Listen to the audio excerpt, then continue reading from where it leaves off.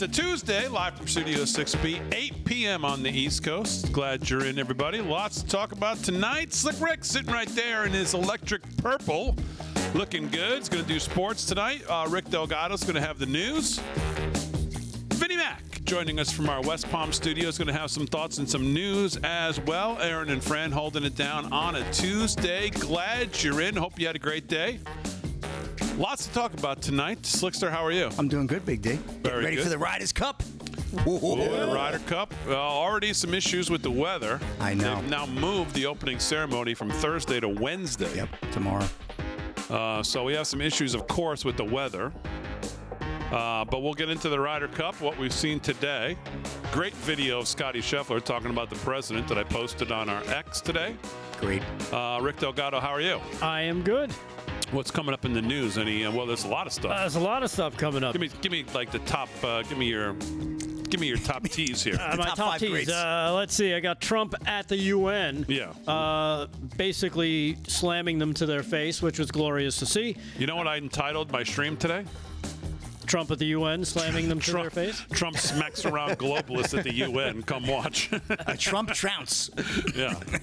Also, Google admitting, they're just a prop of the Biden administration and led the charge on censorship across the internet. YouTube specifically, which we were a part of. Yep. Big time. So, okay, we'll get into all that. Vinnie Mac is here. Well, he's not here. He's on the show, but he's in West Palm Beach. Vinnie Mac, how are you? Yeah, I'm doing very well. I got caught in a torrential downpour, so everything I have, all my clothes are so wet. My pants, my shoes, walking over here and lightning, thunder. It was crazy, crazy. That's what happens in Florida. Sounds like When another it rains, man, it goes terrible. Sounds like a bad hair day. Sounds like another tough day for Vin. Did you have to decompress after that? All that happened to you? I would imagine. How can you decompress after something like that? A torrential rainstorm with lightning. It was impossible to decompress, so no. I did not decompress. Your hairpiece still looks good, so you got it back in place, and you look good, Vin. So. It took about 20 minutes of blow drying and everything else, but there it is. Yeah. Okay, so very good. Very good. So, well, a smart man once said, once is happenstance, twice is coincidence, three times is enemy action. Do you know who said that? You know where that was said? Anybody? Once is happenstance, twice is coincidence, three times is enemy action. General MacArthur? No.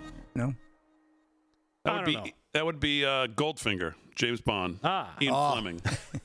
And yeah, baby. kind of reminds me of what happened today at the UN. You had the escalator, you had the teleprompter, and you had the microphone. Anybody who thinks that that's coincidence is just fooling themselves. And I'm being dead serious. The Secret Service and the FBI should absolutely be opening an investigation of what happened there, because the President of the United States and the First Lady, I was shocked when I watched it. Of course, I streamed his speech, and we didn't see any of that lead up.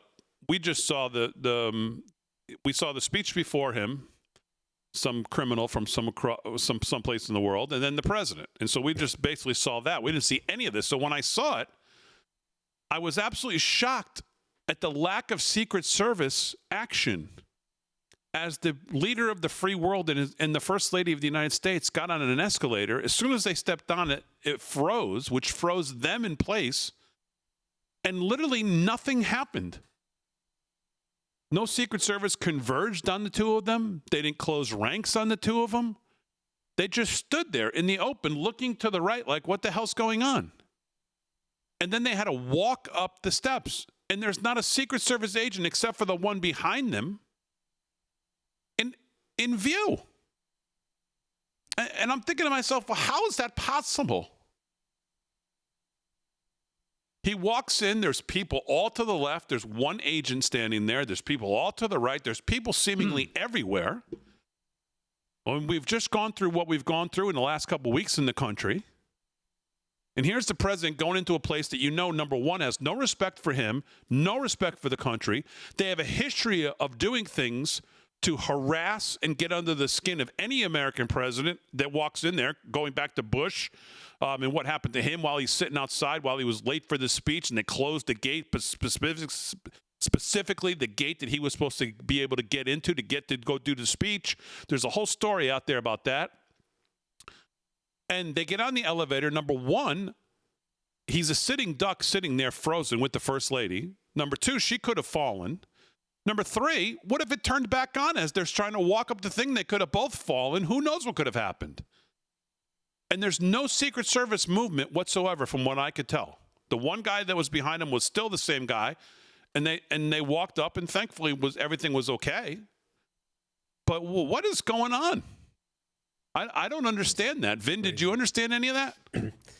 Yeah, I understand it. There's a level of absolute brainwashing and Trump hate, not only throughout the Democratic Party and the liberals, but at the UN. And I thought Trump said it well while he was there is, what does the UN do? What's the use of the UN if they're not going to solve any problems? And all they do is harass that guy. I think he got him back pretty good because he absolutely filleted them with his speech. He absolutely filleted them. But I'm talking about the specific incident of the elevator, the escalator, excuse me, the teleprompter, the mics. You know, there was a headline, I believe it was in the New York Times. I don't know if you saw this, about a week or so ago, joking about this exact scenario.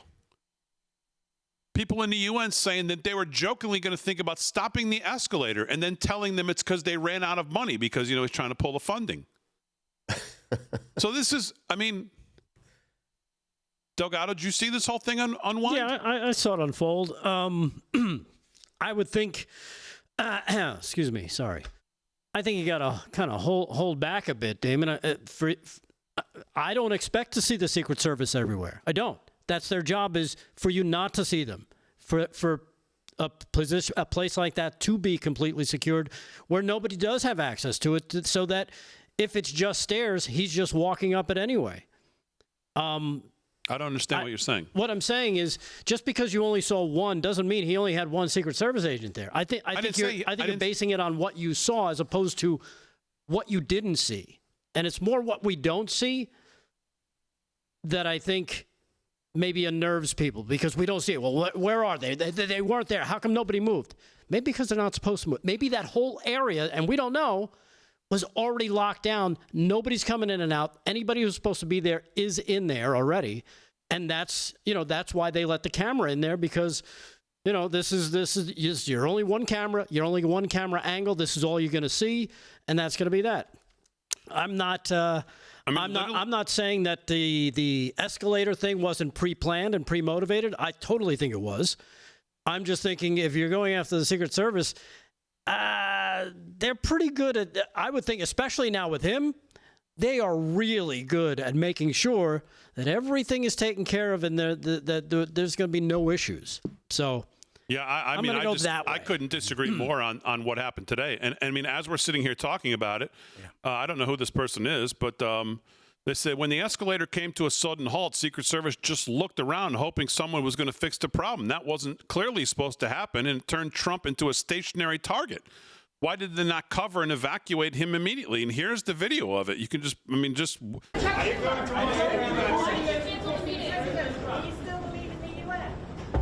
So here's the agent behind him. I mean, they don't do anything. President Trump, why did you cancel the meeting with Chuck Schumer? I mean, I don't know. Yeah, but how fast is an escalator moving as opposed to somebody walking up it? Stopping for 1 or 2 seconds isn't going to change much if you're thinking of the worst. Yeah. Yeah, but any change to protocol, any change to the president's movements, I think to Damon's point, there was a material change. He's supposed to go up an escalator that's moving, period. That escalator stopped. And as far as Secret Service goes, there are no accidents. There are no mistakes and things like that. It just stopped. To me, that's like red alert, and somebody should have been around. I hear what you're saying, Delgado. They're all over. Exactly. Yeah. How do they not tighten the circle around him? I agree. I want to see a presence around the president. I'm sorry, I don't like that unseen. That doesn't sit well with me either. I want to see people jumping on that. That was definitely an act of. That was an unusual act, right? Come on, there should have been somebody all over the president at that point. I mean, it just seemed completely strange to me that nothing happened while he stood there for a good 5-10 seconds, looking to his right. The first lady almost fell. He had to grab her. She had to grab the handrails. And then they just proceed on. They don't tighten ranks around him at all. What if the elevator? I mean, who knows what could have happened? I don't know. Yeah, it seems very strange to me. And but to the broader point of the UN, there's no way it's a coincidence. After the headline basically laying out this scenario, joking that they were going to do this, literally joking. The New York Times printed the headline. Caroline Levitt retweeted it today, saying there needs to be an investigation. Someone needs to be fired. I think it needs to be worse than just fired. We need to find out who it is. What was the intention here? How do we know there wasn't something bigger planned here today? I mean, I don't know. I don't think you can take this lightly. Yeah, and I'll tell you what. If there was one person I was going to pick to try to make look weak and embarrassed at the UN, it would not be this president.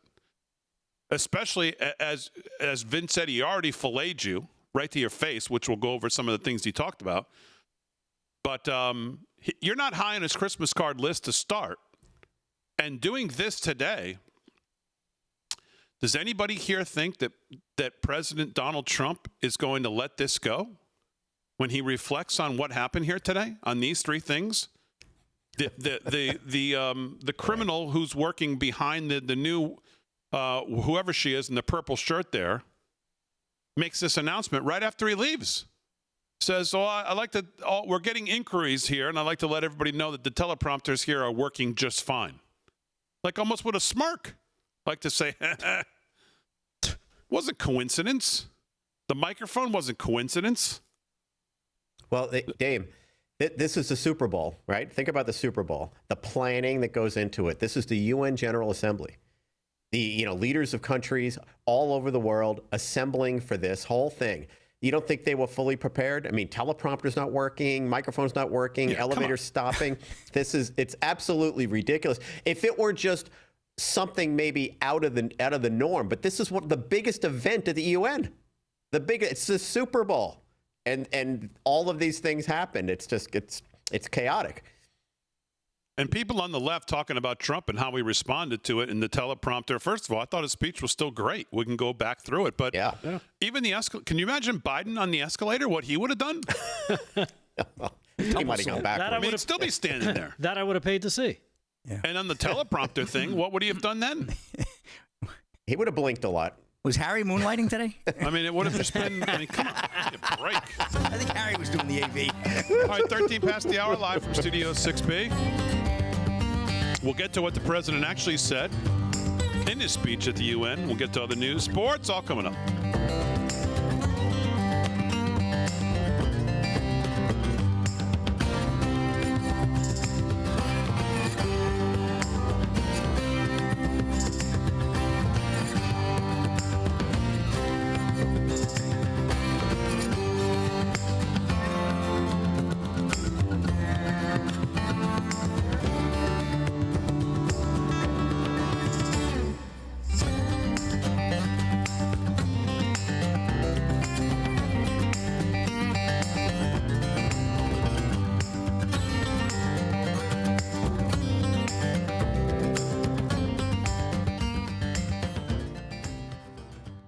Chat. What's going on a Tuesday night? Damn. Spiteful people sabotaging, yes. Best show anywhere. Thank you all. Radman24 on X, thank you. I agree, Damon. Secret Service should have done something to secure President Trump and First Lady. Absolutely, they should have, Mary. Again, I think that area was secure. That's just me. I don't think they're playing around in there. Okay, the thing doesn't work. All right. We're still going up. No way.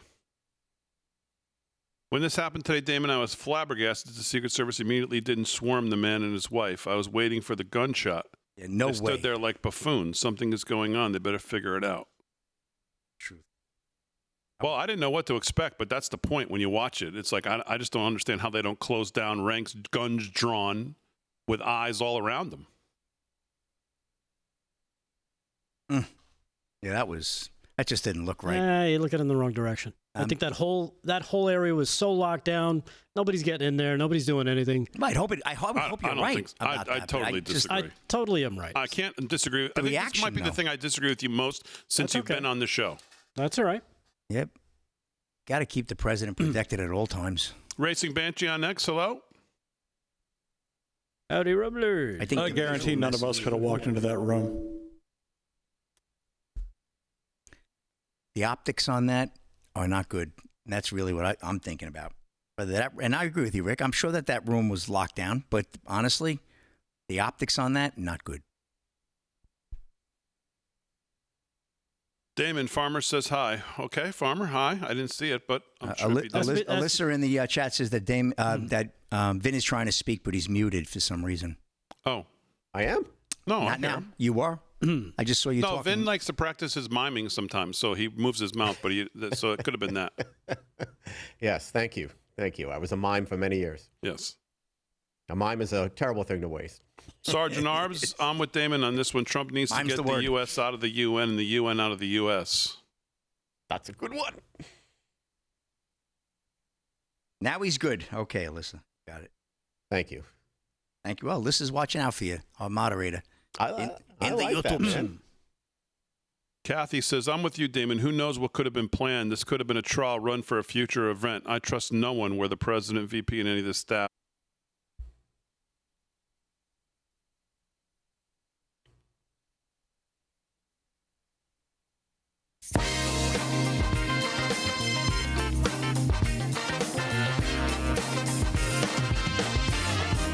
All right, 17 past the hour, live from Studio 6B on a Tuesday night, September 23rd. Real America's Voice all across the country. Glad you're in, everybody. If you're in the chat, watching on social media, make sure you hit the like and subscribe and comment and get engaged in the social media. That's what we always appreciate. If you can share the streams or just be involved in the chat, of course, that always helps the engagement, so we appreciate that. A lot of people, chat's moving fast tonight.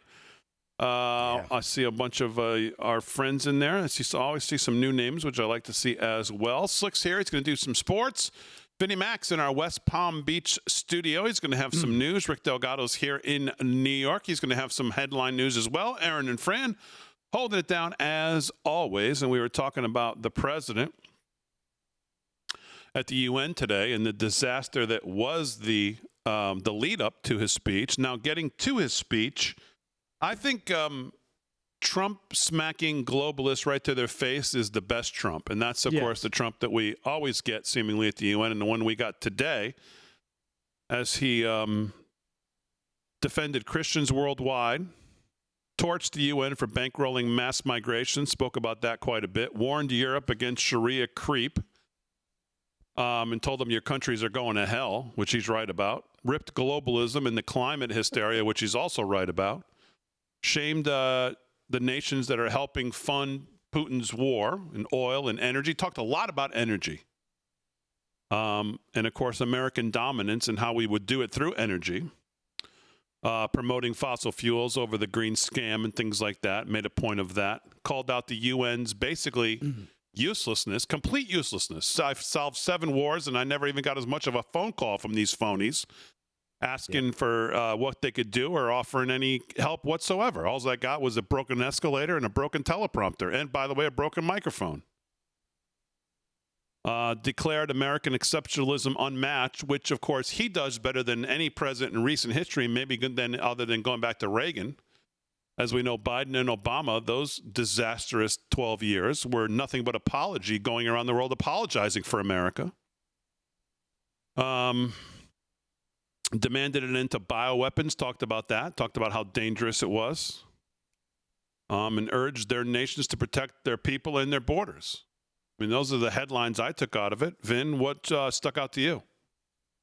Oh, you named so many things that was right on my highlight reel, but the one thing that did stick out is calling out the London mayor.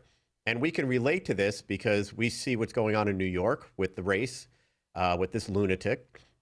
Socialist who everybody seems to be supporting. We see what's happened in Minnesota we see these rogue senators and congressmen that, come from these socialist and hateful countries that are trying to bring that here. So I love the fact that he did single this mayor out, because London is sort of an example of where things are going with the rest of Europe. If the mayor of London is allowing Sharia law and all sorts of other nonsense to go on, that is happening across Europe. The infiltration of these immigrants and all the people that are trying to bring their cultures, and maybe very, very, very sick cultures, dangerous cultures, hateful cultures, like all that Sharia law. So I like that he called out the mayor. Of course, you picked off the things that really were on my mind: the climate change, hoax that he's, talking about, the fact that UN is nowhere to be found with any of these peace deals that he's struck, which is, by the way, why they're formed. The UN was formed to try and maintain global peace. After World War II, like we have an institution here who's just, so corrupt they can't even do their very basic job that they were set up to do. So that's what stood out to me. That London mayor, watch it every city in Europe and in the United States, because they're popping up. His continued scorching of windmills is what always gets me. he once again just went to town on they don't work, and they're so ugly and they suck. And the energy thing was obviously quite a focus for him. Delgado, what else stood out to you?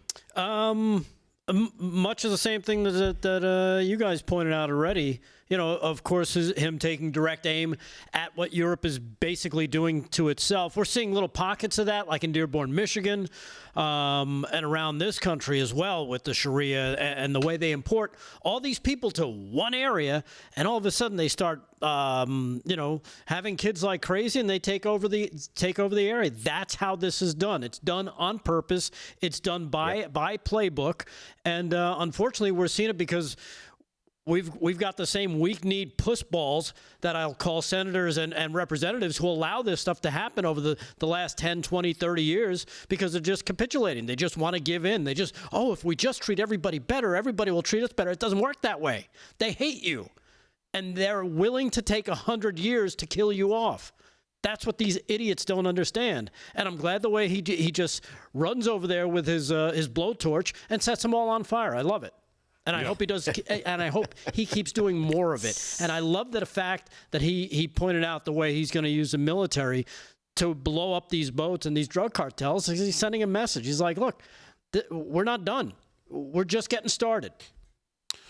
And then, he sits down. I mean, just to play the other side for a second, and he's way more magnanimous than I think I could ever be in these situations, and I think some others would be too. But after all of this happens today, and he gives a speech, then he sits down with the guy, the head guy there, and he says to him that he thinks, that the chances for it to be a great force for peace are still there. And I'm thinking, why don't you tell this guy, I want to put the building up for sale tomorrow. Go find another job, you loser. And we're going to sell the whole place off. How about that? That's what he should do. So I don't know. It's like the same thing with the thing yesterday, and he goes back into how great the vaccines are. Sometimes I kind of get whiplash, and I'm thinking, yes, yes, yes, and I'm going, wait, what? It's at other moments, too. So, all right, let's do some sports. But before we do, Steve Cortez tonight.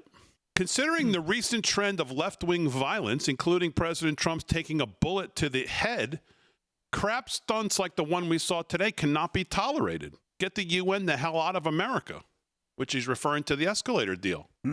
And I mean, I think that's right. Yeah. Just kept, you know what? Say we're pulling out. We're done. You guys suck. You don't do anything. Go set up shop someplace else. We're taking this building, and we're kicking you guys out. You're out. See ya. Good luck getting money from somebody else. All right, 24 past the hour. Let's do some sports quickly. Sports is brought to you by Mike Lindell. LFS6B is the promo code to use if you want to shop at MyPillow. Slick, what's going on? Well, last night, Monday Night Football, right? Detroit 38-30 with that win. Wild game against the Ravens. The Ravens now have the distinction of having the most points for a team starting 1-2 in NFL history. They have 111 points in 3 games. So they've set a new NFL record. Not one they want to really have. So, unfortunately, that's the situation there. 38-30. Major League Baseball right now. wild card heating up. You got 4 teams still alive in the American League. It would be the Yankees that are +4. They're pretty close to clinching, probably in the next day or two. Boston +1, and Cleveland and Houston are vying for the last spot. There's 3 spots in each league. National League, Chicago and San Diego have already clinched a spot. They're well in. Cincinnati and the New York Mets are tied. They're tied. They're tied for the last spot. And then Arizona's 1 game out. So it has come down to the wire with just 6 games left, and we will obviously be tracking the scores and baseball and that for for the playoffs. Pretty wild. So right now, Cincinnati's trailing Pittsburgh 4-2 in Cincinnati, bottom of the 6th, and the Mets are losing 5-1 in Chicago, top of the 3rd. So me and Frank the Tank are we're gonna have a little come together, man, because I'm gonna lose my mind. This Mets collapse has got to be colossal. Has to be the worst in the history of the organization. Brutal. It's colossal. And I want to get to the Keith Olbermann comment where he went after Scott Jennings yesterday, and now he drew that comment back. I see the network even got a mention in that tirade, so I want to get to that, but I won't have enough time with that. And apparently now he's walking his words back, so I'm going to have that follow-up story as well when we come back and do sports again. Big deal. All right, we'll do that when we get back here, because I saw Scott Jennings today talking about this lunatic. Yep, lunatic. And I saw Olbermann's attempt to, well, Slick will tell us, but I mean, this guy just needs to find a rubber room and quick. Exactly. 26 past the hour, live from Studio 6B. We're back right after this.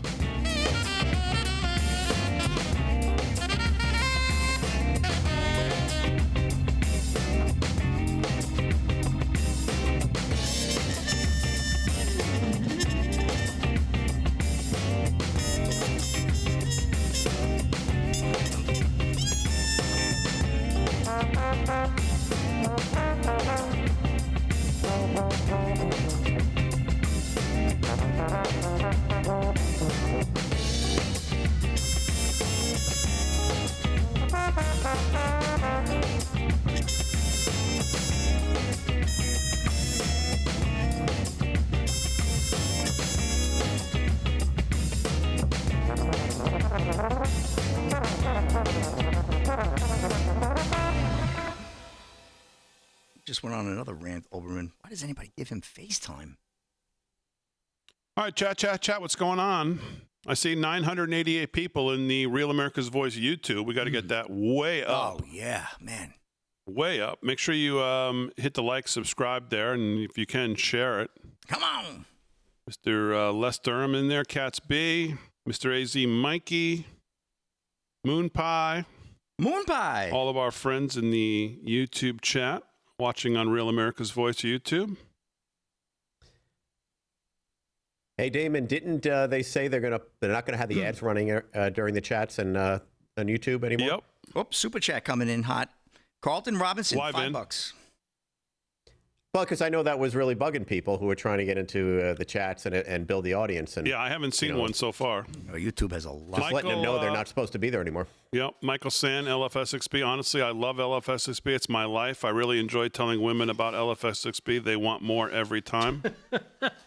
Hello. Okay. You know what? Now that you put it like that, It's a good. That's a good line. That's a good way to. Yeah, baby. Mother Stink Eye says, great show so far. Do we have to mention Olbermann? Well, I mean, I think we do. I think it's we kind of should. in the news. ESPN, Carlton Robinson, $5 chat. I think Michigan needs to adopt a pig as the state animal and bacon as the state food. Ooh, okay. good idea. Hey, We should go over with Kevin Downey Jr. about that. Yeah, I just saw KDJ. Just saw him earlier tonight. He was out and about. Slick, what New York team won, by the way? There was a New York team that won, right, over the weekend? It wasn't the Jets? No. It wasn't the Giants. It wasn't even the Islanders even lost in preseason. They're losing again tonight, Vin.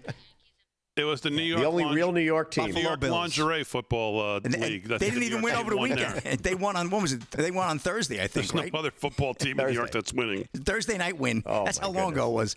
But Jackson Dart's coming to town. I see the Giants are making a move, huh, Rick? Are they going to make a move? They announced it earlier this afternoon. Yep. I mean, Yep. After Aaron was there in the Chief jersey, they said that we've hit an all-time low, and we got yeah. So they're moving out? Is that what they're doing? we got a Jet fan in a Jets in a I can't KC believe she jersey still with a has giant roof over her father. head. It's just crazy. We failed. I need to have a serious talk with Dad on Friday. Met Get a Life Stadium. Tell Dad he's got to get a life at Met Get a Life. Come on, Man, How many likes? How many likes do we have in the YouTube over on Real America's Voice? How do I On tell? the YouTubes. 282 only. 282. What the heck? Oh my God.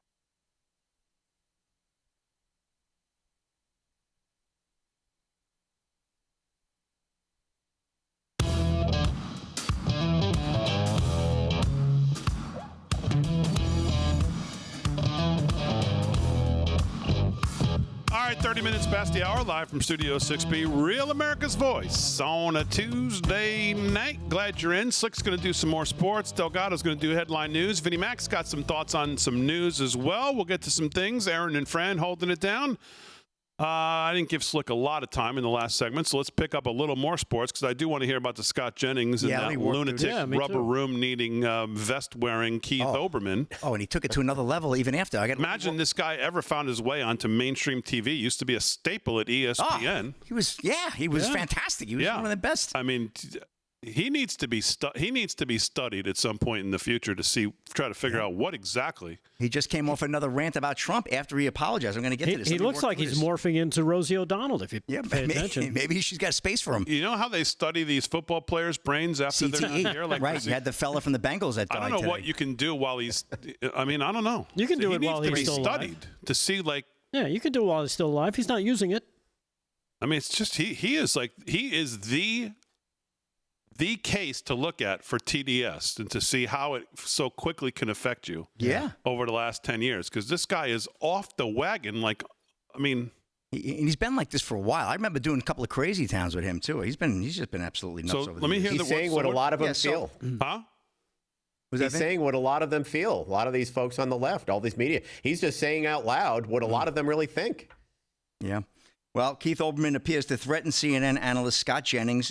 You are next, bleeper. You use your imagination there. Poor boy, a Breitbart. I'm going to work through this because there's like 3 stories in one, but I'll go quick. Former ESPN anchor Keith Olbermann appeared to threaten conservative CNN analyst Scott Jennings on Monday. Olbermann wrote to Scott Jennings in a now-deleted post on X, "You are next, bleeper. But keep mugging to the camera," he said in another deleted post. Scott Jennings shared screenshots of the post and tagged FBI Director Kash Patel. According to the New York Post, Olbermann was responding to a tweet from Jennings reacting to ABC reinstating late-night host Jimmy Kimmel after he was pulled off the air for offensive comments related to conservative activist Charlie Kirk's assassination. "Now we get the fascists off real TV. That'd mean your career is next, Jennings. Send a tape to Real America's Voice," Olbermann posted in that thread. A possible clarification of what he meant, added the post. So he actually mentioned Real America's Voice, that bum. So hot stuff, right? So then he apparently walked the comments back earlier this evening. Here we go. Yeah, so Keith Olbermann apologizes for unhinged, that's right, threats to CNN Scott Jennings. Serially fired former ESPN anchor Keith Olbermann is admitting that he became unhinged and should not have posted threats of physical harm aimed at CNN commentator Scott Jennings last weekend. The spittle-specked leftist indulged one of his many unhinged rants on a social media that in which he told right-leaning CNN commentator that "you're next, bleeper. Jennings was alarmed enough by Olbermann's murderous threats that he reposted the vile post and asked the FBI if they might want to keep an eye on Olbermann, which I don't blame the young man. And then apparently Olbermann went on tonight and he did a whole rant on Trump as well down at the CNN. Keith Olbermann goes on deranged anti-Trump rant after apologizing for threatening CNN Scott Jennings. This is Warner Todd Houston of Breitbart. At the same time he was apologizing for threatening the life of CNN commentator Scott Jennings, the unbalanced Keith Olbermann launched a series of deranged attacks on the Trump administration. Former sports anchor, who has been fired by MSNBC and ESPN for his certifiable behavior, was forced to apologize to CNN commentator Scott Jennings, which we just wrote. Despite the apologizing for his unhinged behavior, he was at it again, spreading his slobbering bile about those whom he considers his political enemies. Mm-hmm. In one post, he exonerated Secretary of State Marco Rubio, writing, "Ladies and gentlemen, Marco Rubio, political prostitute." End quote. Unbelievable. Marco Rubio. Yeah. I mean, he's just awesome. Nonstop. When did he apologize to Real America's Voice? He hasn't done that for denigrating the network as he tried to do, making it off like this would be some place to, Right. What the hell is he talking about? Yeah. Unbelievable. We'll wait for the apology on the network. Yeah, well, he's no political apologist. Won't I can hold tell you my that. breath, though. Yeah, that's some story, though, huh? Unbelievable. Yeah. I wanted to get that in, and it caught my eye that they mentioned the network as well, which, like you're right, Big D, duly noted. He should apologize.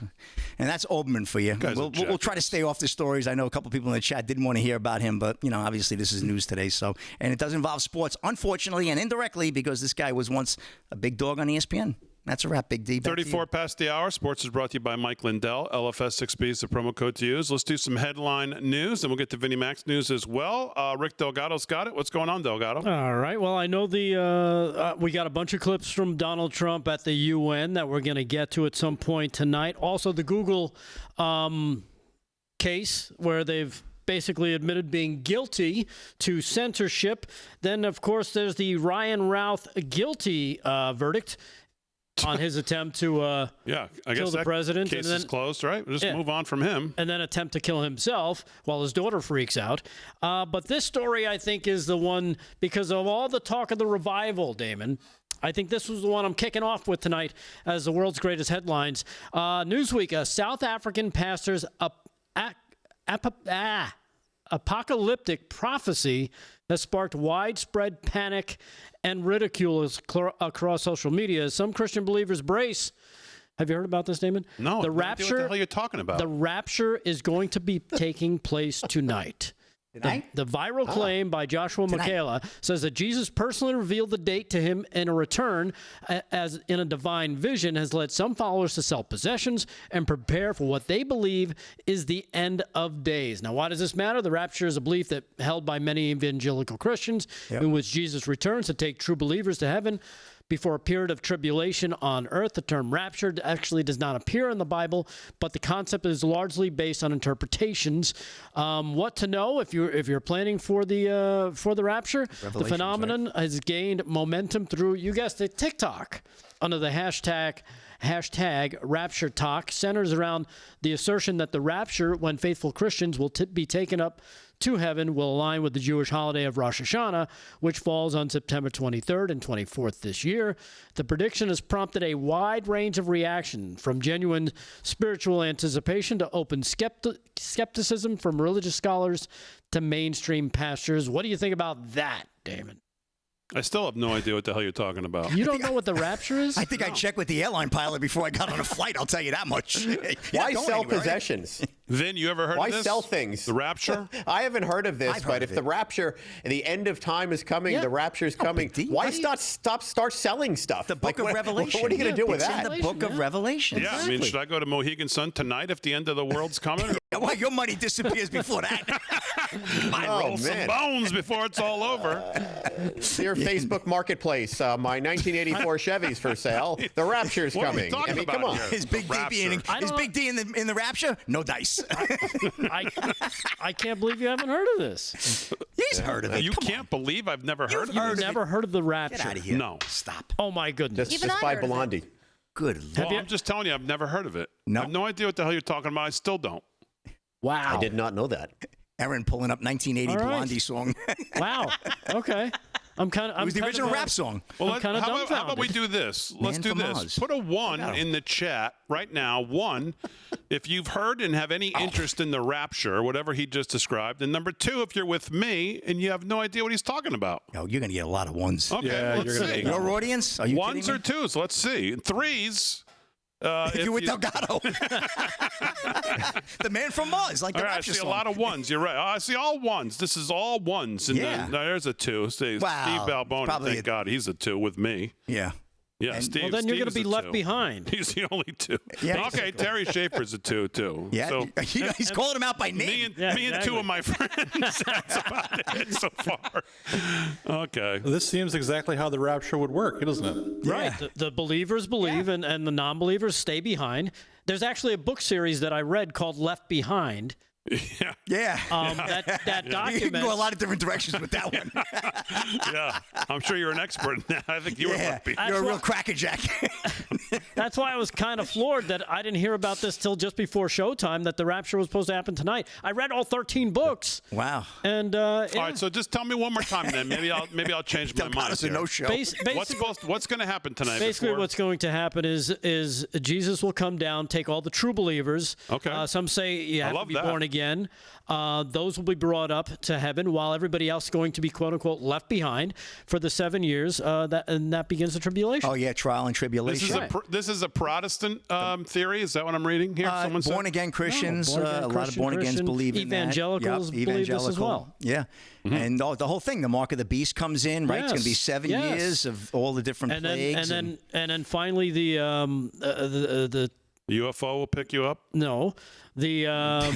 Delgado is reckoning his summer Bible school you guys classes are when he messing was 12. up my brain here. I can't think of the word. We're doing it. What? Descending? No, Ascending? The what? Antichrist? The Dome of the Rock. Well said. Israel will build a new temple upon right now where the Muslim temple is, and that will usher in that. Well, that will be brought in by the what's the word I'm looking for? Sounds like you got a good handle on it. Yeah. So let me, It's been so long since I've Sounds thought like about your this thoughts stuff. are disappearing and having a rapture. so Or rupture. we'll just wrap this on this. As growing Brain up rupture. Rapture in the this, will Catholic you? Church, this Ruptured. is something I should have known about and heard about. You Yes, should have you known should have, about that. definitely. Yes. Yes, Okay. Revelations, All right. Book of So- Revelation. The It's in the Great Bible. Tribulation. It's the last book. It's the last book. Big reference. The last Yes. probably 12 chapters. It's not 15 explicitly chapters. referred to as the rapture within the Catholic Church, however. So Right. They don't mention it I've that heard that word. name. Whoops! Don't bury the lead. Yeah. I did mention that. I read that as part of what I read from Newsweek. That is not specifically mentioned in the Bible. It's through interpretation. Maybe if you paid attention, like you should have done in Sunday school, you would know about this. Last time you were in trouble, last time you were in church, you got in trouble. That's true. Carol says no. Catholics don't talk about it. Okay, so I'm not totally out here in the cold by myself. No, Catholics don't talk about it. That's correct, because I kind of grew up in both those worlds. Okay. So everybody's telling us we need to read the Bible more. So maybe Well, that's maybe for the sure, answer. and you know that. And maybe tonight's a good night to start. I heard the churches are packed. By the way, have anybody done any stories on that? The church attendance is way up Yep. in the last year since the president got in. Well, like we said, right? Who said it the other night? Maybe Paul said it. There's kind of a re-energized Yep. Yeah, a revival. revival to Christ and to the yeah. church and to their faith and to Oh, you have elected officials wearing crosses now. I mean, it's really something to see. It's All right. really Well, beautiful. you know what, Damon? Since you're not really into that news, I'll give you one that I know you'll love. It's not that I'm not into it. Because No, I it's- know you love the polls, and your favorite, CNN's Harry Enton, is back with another one about our favorite former VP as he reveals her approval ratings as she goes off on her book tour.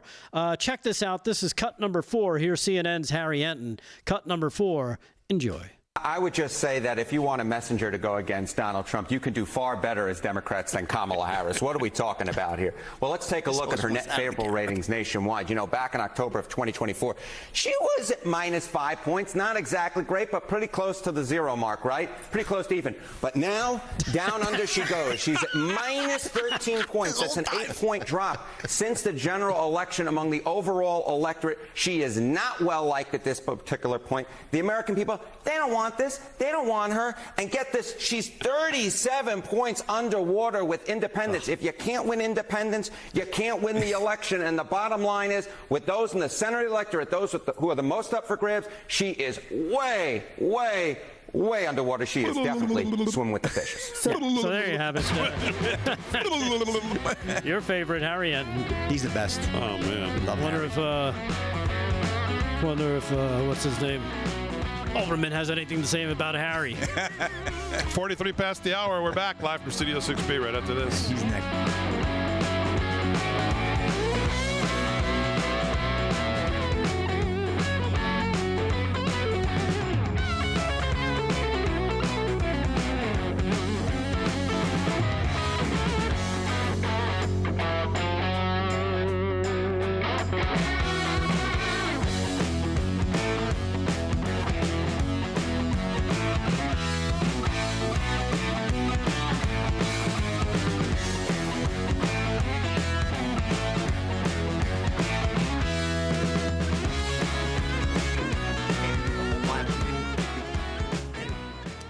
the word I was looking for, the Antichrist. I said Antichrist. I said I Antichrist. couldn't hear it because my brain was... I did say Antichrist. The whole mark of the beast. You said that. You did say that. Well, he could be. We don't know where he is. Will reveal himself during. He arrives. Yes. Yeah. The rumor was it was a As guy. a smooth talking. The guy was going to come out of Germany or something like that. Yeah, I had something heard. like that. Yep. You did hear that, Aaron. You heard that too, huh? Yeah. See? He was a German chancellor, not necessarily a chancellor, but somebody, good-looking guy, Yeah. Young, Very 40s. charismatic. Patty Jamcat, Damon, I'm 70 and raised Catholic. Revelations was never in any of my catechisms. No, I don't. People think I'm not trying to be anything other than truthful. I've never heard the term before. I don't know. The Catholic Church does not focus on Revelations as a I don't know whole why during everybody its thinks teachings. that's Fran, you're making a 100% joke. right. I'm not making a joke. I'm telling you honestly. No, I know Never you're heard Matthew, it. Mark, Luke, and John in the Catholic Church, pretty much for New Testament. Little Psalms, obviously. But yeah, the Catholic Church, I never heard them talk about that when I was in the Catholic Church. But And my the parents, rapture is also referenced heavily in pop culture, but we know that Damon is not also heavily into pop culture. No. no, we don't even run that on the show. I have heard of it, but I never heard of it in church per se. But I have heard of this rapture thing. I never heard of selling all your merchandise before the rapture. That's going to happen. But I have heard of rapture. Yeah, I don't know why people think they're going to need money. No, they're going to have the mark. They're going to put a chip. That's the chip thing. Oh, that's right. They The put mark the of chip the in beast. you, and you're not going to be able to buy or sell goods unless you have the mark or the chip. And once you accept the chip, you will not be welcomed into the kingdom of God. That is what Correct. it says. I remember that. I mean, I was well educated on the Bible when I was a young man. Yep. Yeah. Yeah, it's called the mark of the beast. It's either going to be on your hand or on your forehead. Yeah, originally they were like, it was a 666 thing, but obviously nobody's going to be signing up for that. But the chip makes, they've been already talking about putting chips in babies, right? They've already done it in some places. So the seeds are planted. Yeah. But they're talking about, if you don't take the mark, they're talking about going around with guillotines and stuff like that. Well, it's scary stuff. It's almost like what they do in China. You can't buy or sell unless you succumb to their digital currency. And that's why that's part of the fight against, a digital dollar, so to speak.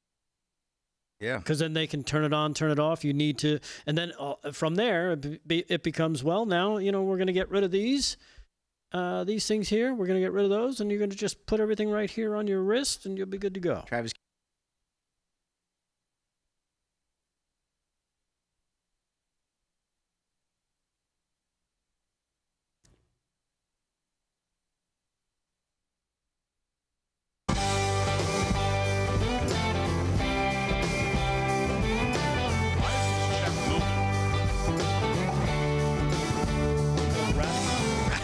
All right, 13 till the hour live from Studio 6. On a Tuesday night, September 23rd, Real America's Voice. Slick's going to do some more sports. Delgado's got some more headlines. Aaron and Fran holding it down as always. All of our friends in the chat, wherever you're watching, we appreciate you. Make sure you hit the like, subscribe, share, comment, get involved, whether you're watching on anything on ours or on Real America's Voice. 1,100 people over in the Real America's Voice YouTube. Chat is flying. 417 likes. So that's less than 50% of the people who are watching think it's good enough to give a thumbs up. So I guess that's, I don't know. We'll see if we can get that up. Vinnie Mac's in our West Palm Beach studio. He's got some thoughts on the news. Vinnie Mac, what's going on? Before I get to the story, this Keith Olbermann thing, he reminded me of Charlie Sheen when Charlie Sheen had that meltdown and Tiger Blood and all that, because he's just talking like somebody who's either drugged out, drunk, or something else, like to come out with such outrageous, hateful comments and then have to retract them the next day. It reminded me of when Charlie Sheen had his meltdown. But here's what's been on my mind. I think Charlie Sheen was way more together than Olbermann seems. That may be the case. Yeah. But he blew himself up with that whole show and everything. Charlie Sheen was on with Joe Rogan, right? Charlie Sheen was on with Joe Rogan when Charlie Kirk was assassinated. Yep. That was live. He's making the rounds. I saw the documentary. I thought it was excellent. He was on Gutfeld. I thought he was great. He's been very entertaining. But here's what's on my mind: the midterms. And I know it's not like the big story today, but Hakeem Jeffries comes out today and says if the Democrats regain power, they're going to do everything they can to use the government to go after anybody doing the bidding of Donald Trump and the Trump administration. So he says this. This is, the leader of the Democratic Party, by the way. And then you wonder about, the midterms when they come about, like, how much do we have at stake here? They're literally threatening to mobilize the government against Trump administration, MAGA, et cetera, because that's what it says to me. And then you see the governor of California doing this legislation to require ICE to not wear masks, which basically defies all the logic in the world because they're being threatened, their homes are being threatened and all this stuff. It just kind of is like one bundle coming at me. It's like a snowball going down a giant hill and turning into just a huge, huge, huge ball of hate. And that's what we have at stake here. The Democratic Party have shown their cards. Charlie Kirk gets assassinated. They barely talk about it. They talked about Jimmy Kimmel more than Charlie Kirk. Charlie Kirk gets assassinated, and we all see this great movement to God, to Jesus, to church. What do?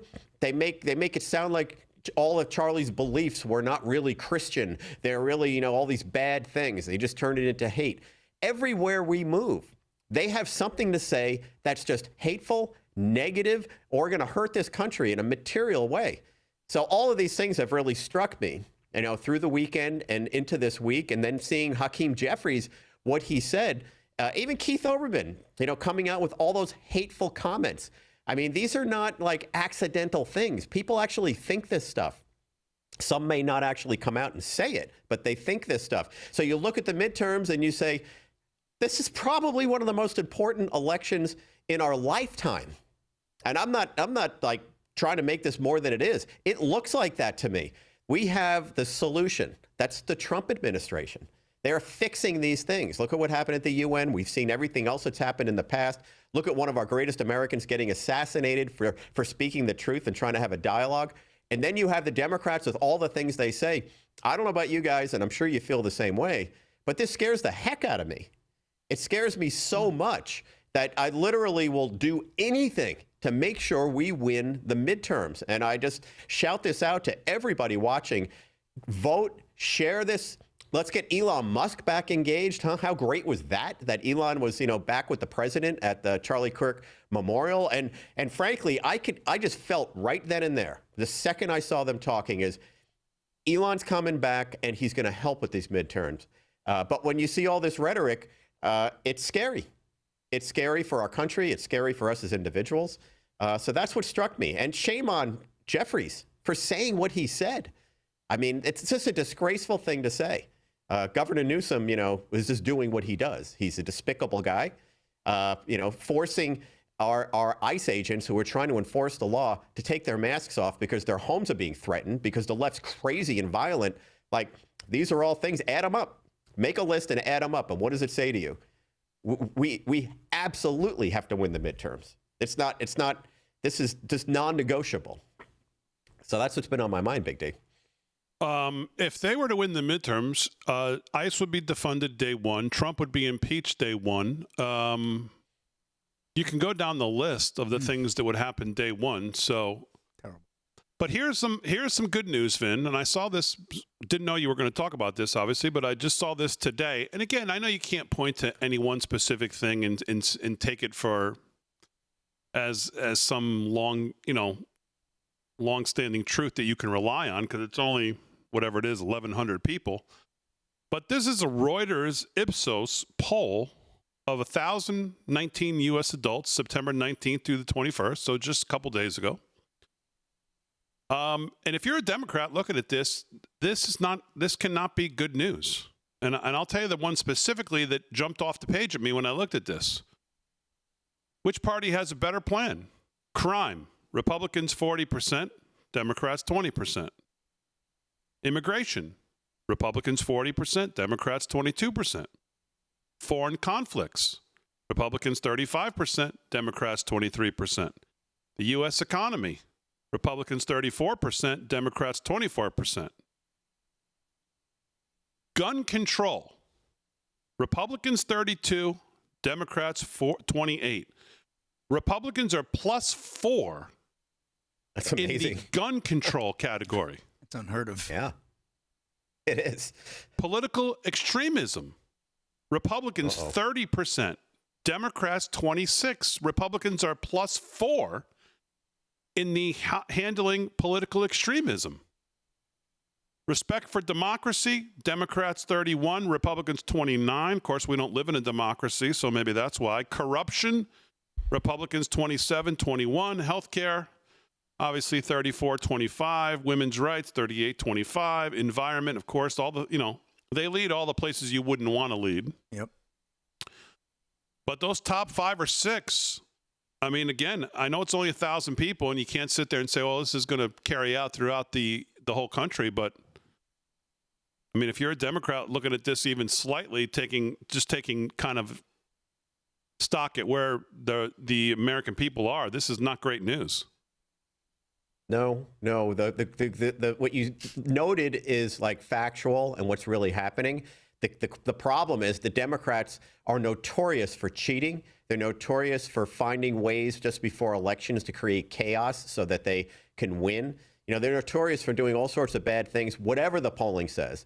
And that's where I get nervous, because any objective American looking at what's happening in our country, that polling says, kind of how most people feel, right? Most average common sense Americans. But when it comes down to voting, look at the mayoral candidate in New York City. I mean, come on, look at the lot. If you polled everybody there, they would say probably a lot of these similar things. Yet this guy's up in double digits. This is the stuff that we got to get a handle on. We got to deal with big time. All right, let's take, that's a wrap on hour 1. Hour 2 coming back. Colonel Rob Maness says tonight, if the people who did the sabotage today at the UN still have jobs and aren't in an interrogation room by now, the Secret Service is failing again. Defund the UN. All right, hour 2 when we get back right after this.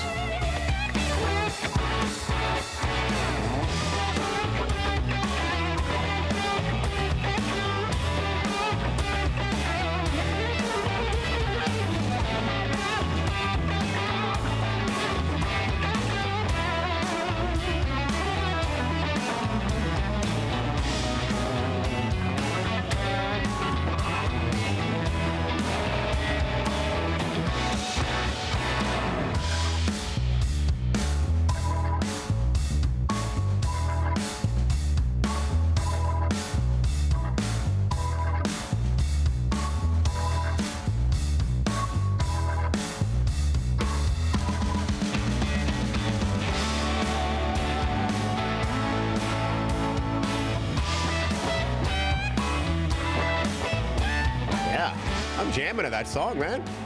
That's good stuff. Good job, Fran. Yep. LSU Patriot in the YouTube's chat. Come on, my old buddy. $10 super chat. The Charlie Kirk Memorial was incredible. From the airports to the arena, I've got so many stories. Sent some pics to the LFS 6B email. Saving up again to make it to New York, brothers. God bless you all. That's our friend LSU Patriot. We love him. He sent us all these beautiful gifts. That's great. And who else we have here? Adriano Valentina, Australia, $10 super chat. We need a Trump down under. Our Australian government is terrible, focused on net zero and mass immigration. Even the right-wing opposition Liberal Party has lost its values. Thank you for that, Adrian Valentino from a land down under. Men at work are still on the road, right?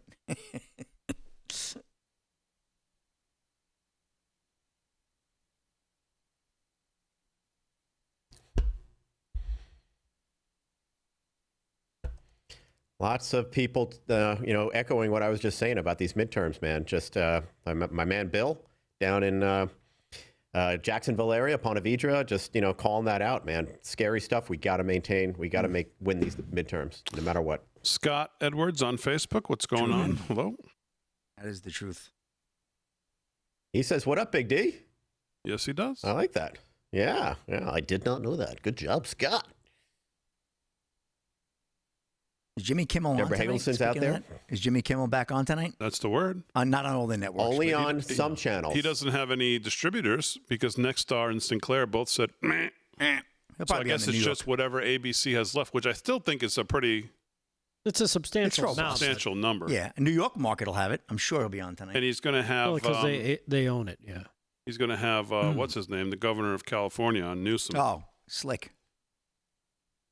General Michael Flynn said the same thing you said, Damon, about the Secret Service on the escalator. Sylvia Shipman on the YouTube Real America's Voice. Okay, I didn't hear it, but I don't see how anybody who knows that world wouldn't say that.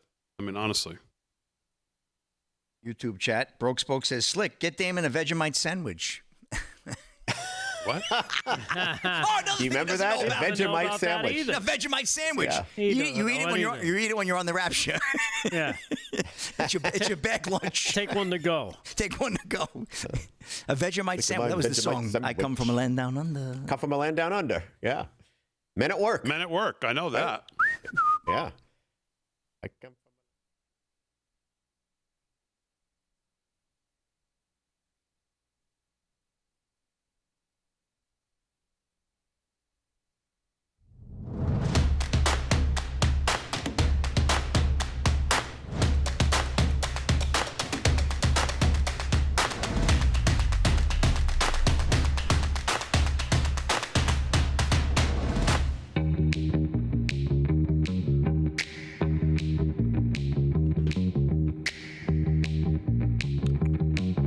All right, hour 2, 9 o'clock on the East Coast, Real America's Voice, live from Studio 6B on a Tuesday night. Glad you're in. Slick's going to do some sports.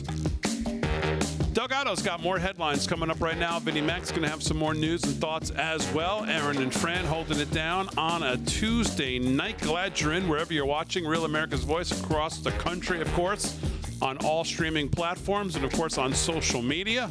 Real America's Voice YouTube, and of course LFS6B everywhere else but YouTube. Real America's Voice, the exclusive home for our YouTube stream.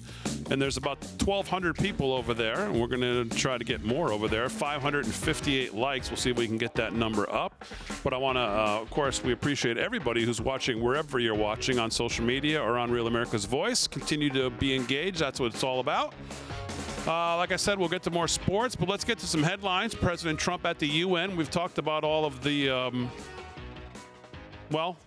the nonsense leading up to the speech, but let's talk about the speech. Rick Delgado's got the headlines. What's going on, Delgado? All right. Well, world's greatest headlines kick it off this hour with Trump blasting the UN to their faces for funding an assault on Western countries and borders with mass migration, among other things.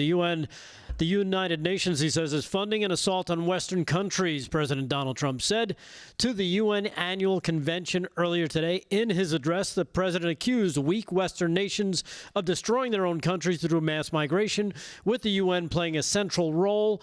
The president then laid out the material support that the UN gave to these invading illegals who flooded the border by the hundreds of millions all across the planet. Between that, how he went after them with climate change, drugs, immigration, green energy, and the way Europe is destroying itself. Here is the way GB News in Great Britain described Trump and his appearance at the UN today. Here's cut number 1. Again, here's Great Britain, how they saw Trump's speech at the UN. Cut 1. Check it out. I believe, the most eviscerating speech you'll probably ever hear. People will be talking about this speech for not only years, but decades to come. A lot of delegates in that United Nations building are going to need defibrillators, ambulances. They're going to need stretchering out of there. That was a full-scale frontal assault on everything United Nations stands for. There's so much to go at, it's impossible to know where to start. So there you have it from across the pond in the UK, again from GB News, their take on the president's speech. Let's get to one of those clips. Here is President Trump talking about the drug cartels and the use of the U.S. military. This is cut number 5. Here he is basically putting the world already on notice, if they haven't already noticed what we're doing, using the military. Cut number 5. Check this out. They're the enemies of all humanity. For this reason, we've recently begun using the supreme power of the United States military to destroy Venezuelan terrorists and trafficking networks led by Nicolas Maduro. To every terrorist thug smuggling poisonous drugs into the United States of America, please be warned that we will blow you out of existence. That's what we're doing. We have no choice. Can't let it happen. They're destroying I believe we lost 300,000 people last year to drugs, 300,000. Fentanyl and other drugs. Each boat that we sink carries drugs that would kill more than 25,000 Americans. We will not let that happen. Yeah, he also went on to warn the Western nations being more vigilant over the immigration and said the migrants constantly break our Western laws. Here he is with cut number 7, warning Europe about what they're doing to themselves. Cut number 7, check this out. Europe is in serious trouble. They've been invaded by a force of illegal aliens like nobody's ever seen before. Illegal aliens are pouring into Europe. Nobody's doing anything to change it, to get them out. It's not sustainable. And because they choose to be politically correct, they're doing just absolutely nothing about it. And I have to say, I look at London, where you have a terrible mayor, terrible mayor, and it's been so changed.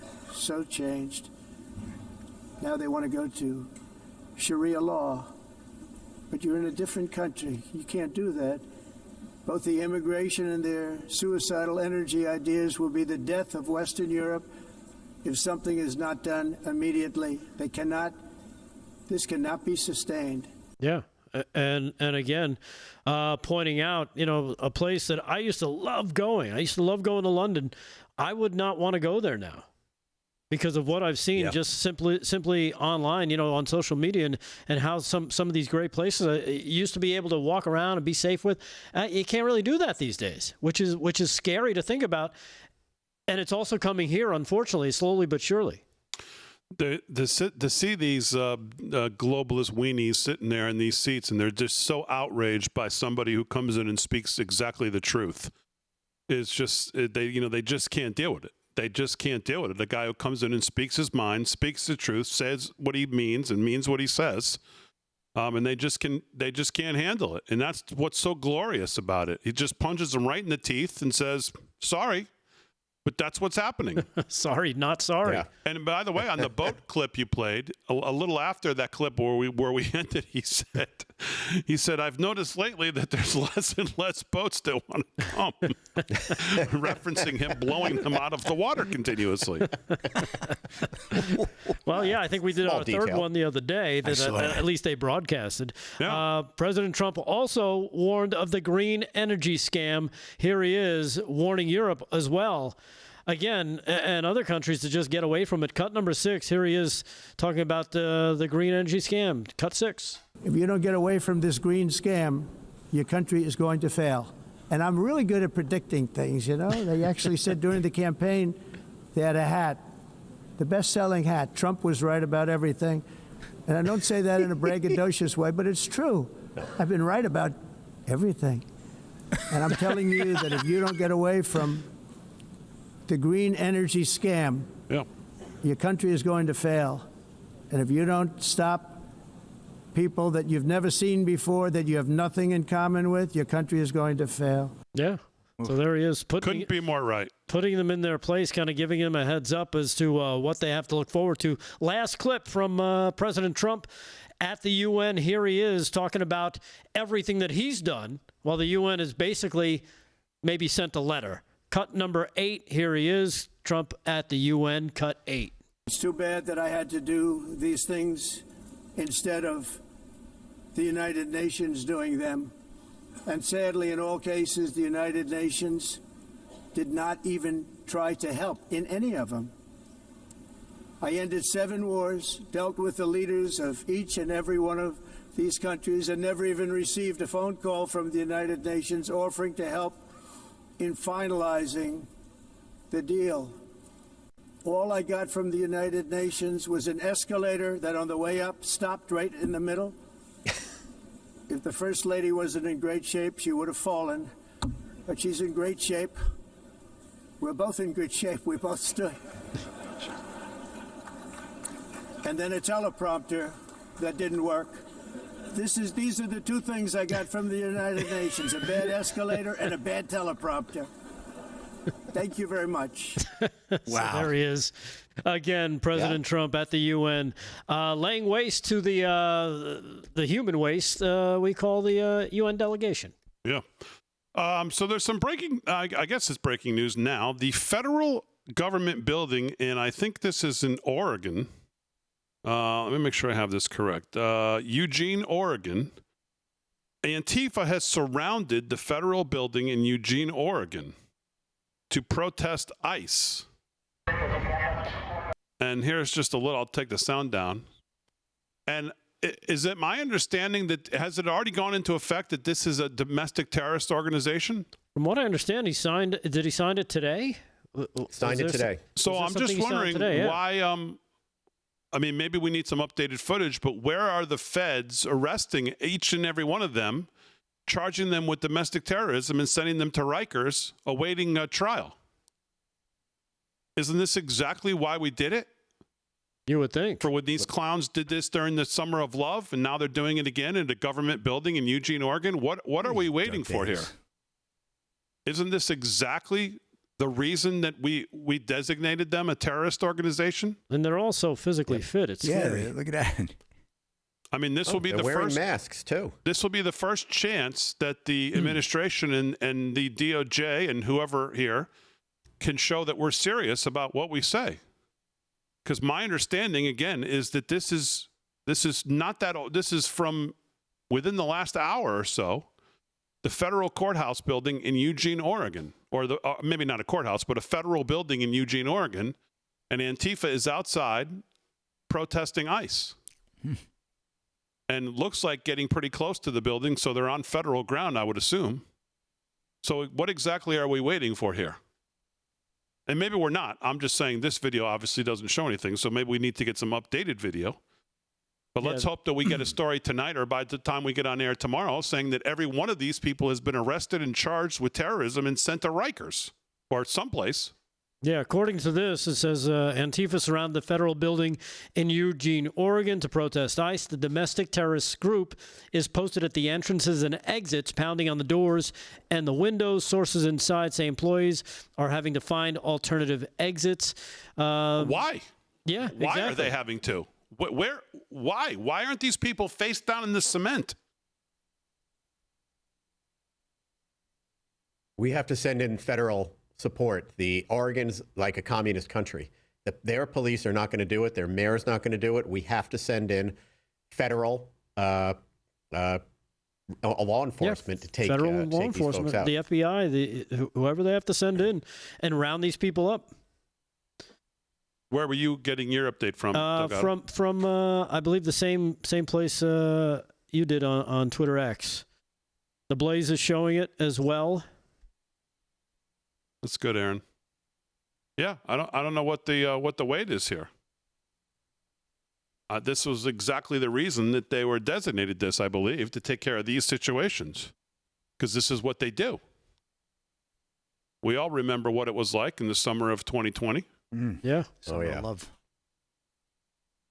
So. Well, let's hope by the time the end of the show, we'll see some movement from law enforcement to scoop these fascists up. Will Chamberlain, right, just 9 minutes ago, designated terrorist group is threatening a federal building. Federal authorities need to take the gloves off, and now. This is it. Make an example out of them. I mean, right, exactly. This is it. This is your first chance to show that you mean business for what we did. Every one of them. 12 minutes past the hour, live from studio. Because if you don't, by the way, there'll be 4 buildings tomorrow night. Yeah. All right, live from Studio 6B. We're back right after this.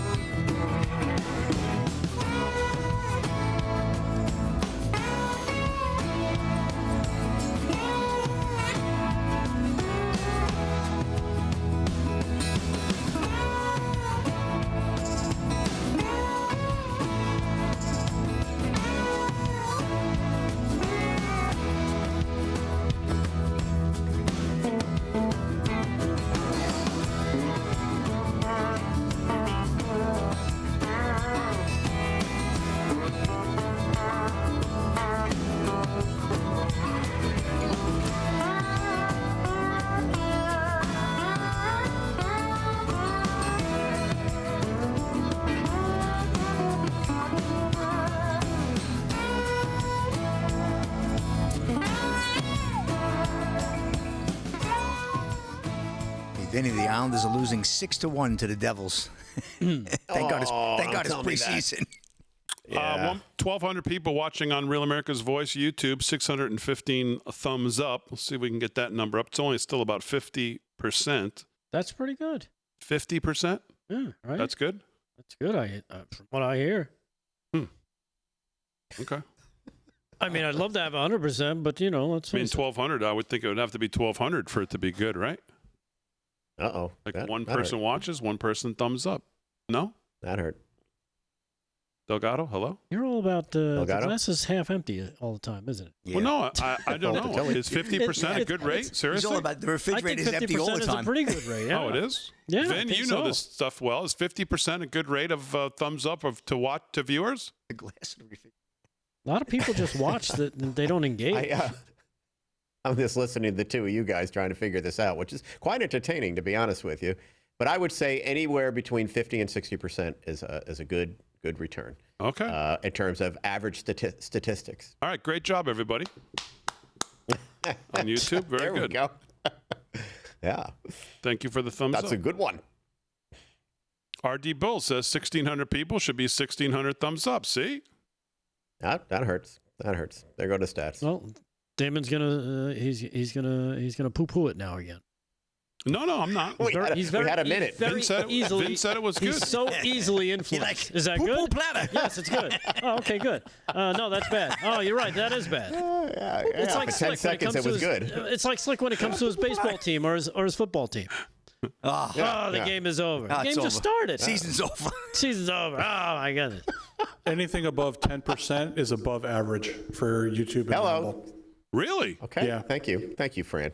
Okay. I told you. All right. Man from So we've downtown. proven once again I have no idea what I'm talking about. Well, that's why I ask you guys. It's another revelation tonight. Yeah, there we go. That's weird, wacky stuff. Oh. What There did you Slick go. say? Nothing. I said that's another revelation. After you said I don't know what I'm talking about. That's no revelation. No, you said I don't know what I'm talking about. And he said that's another revelation. Referring get to it now? the earlier story. No. No. Oh my goodness. The whole joke's raptured. Oh my goodness.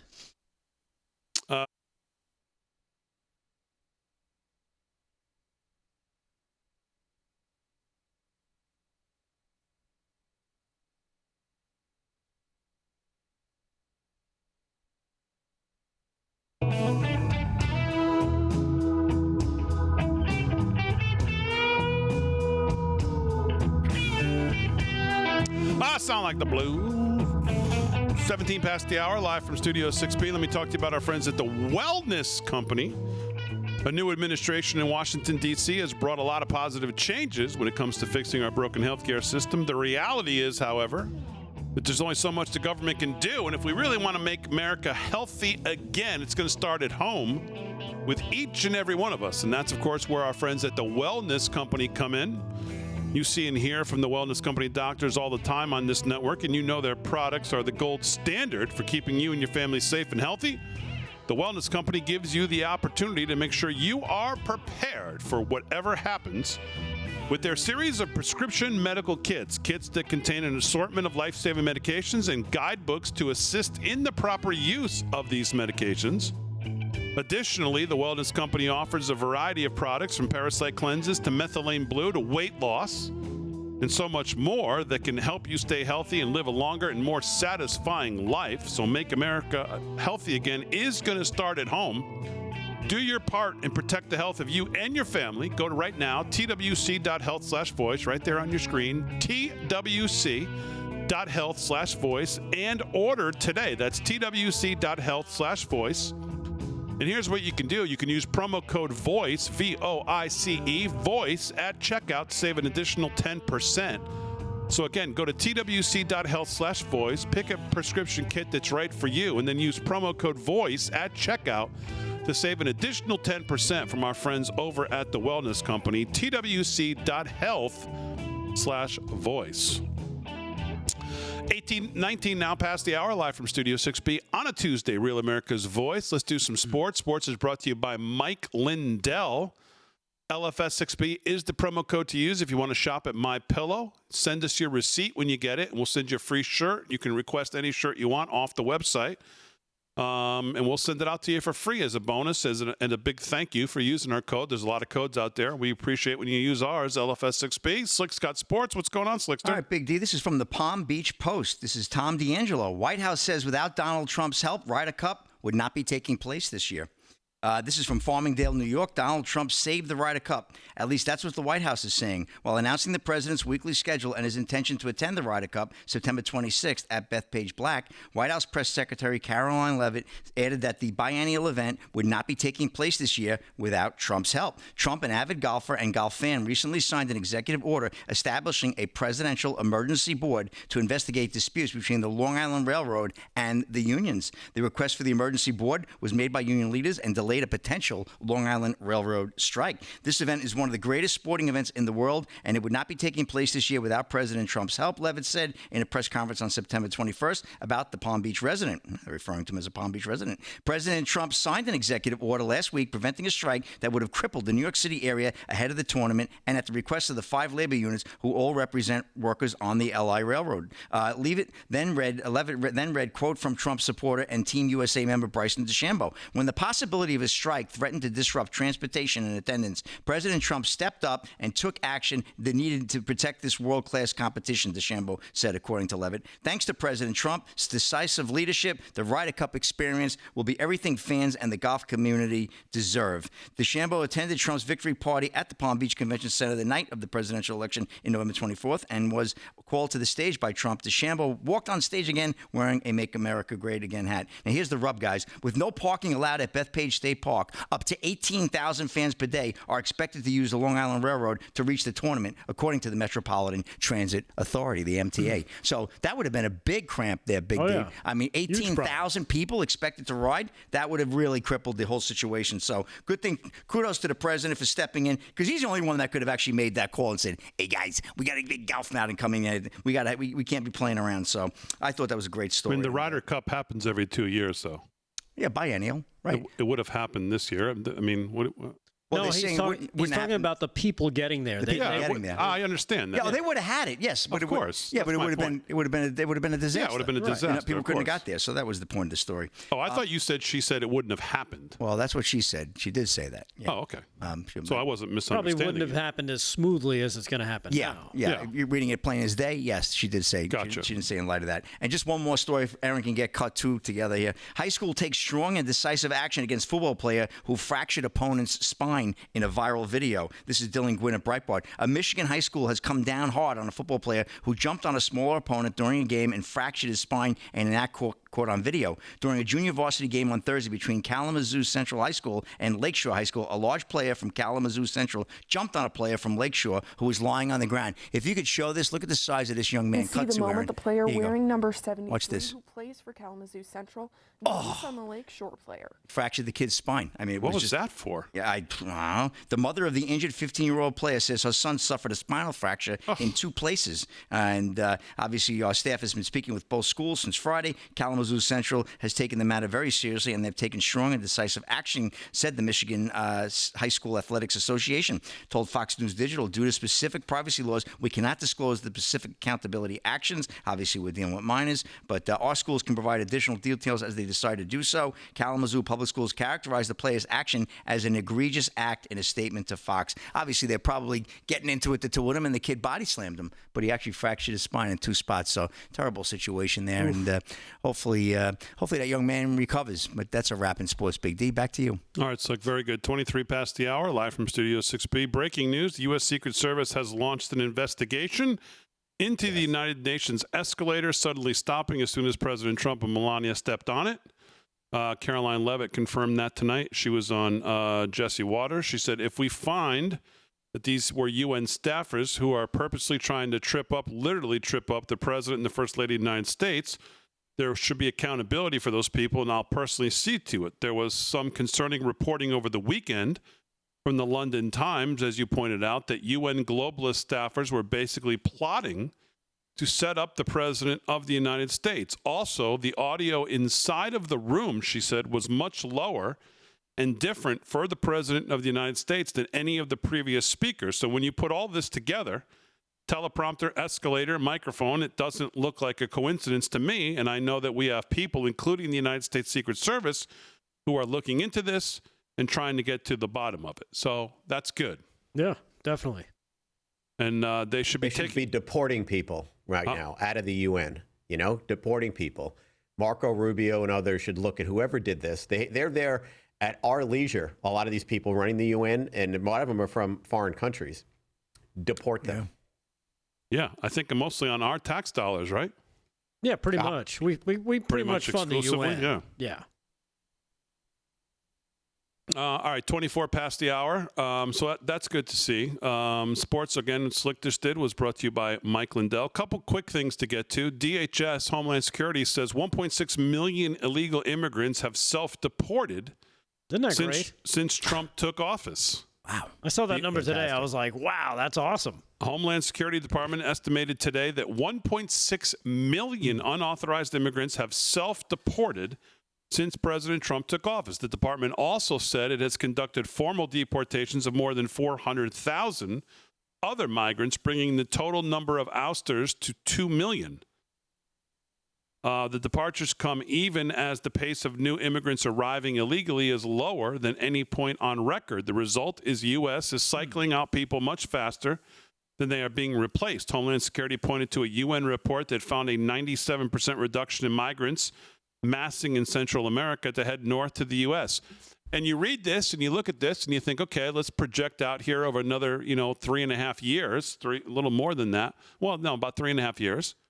And then you think, well, geez, Tom Homan's under investigation all of a sudden. What's wow? I wonder if that's a coincidence. Hello. 26 past the hour. More news with Vin. Rick Delgado when we get back right after this.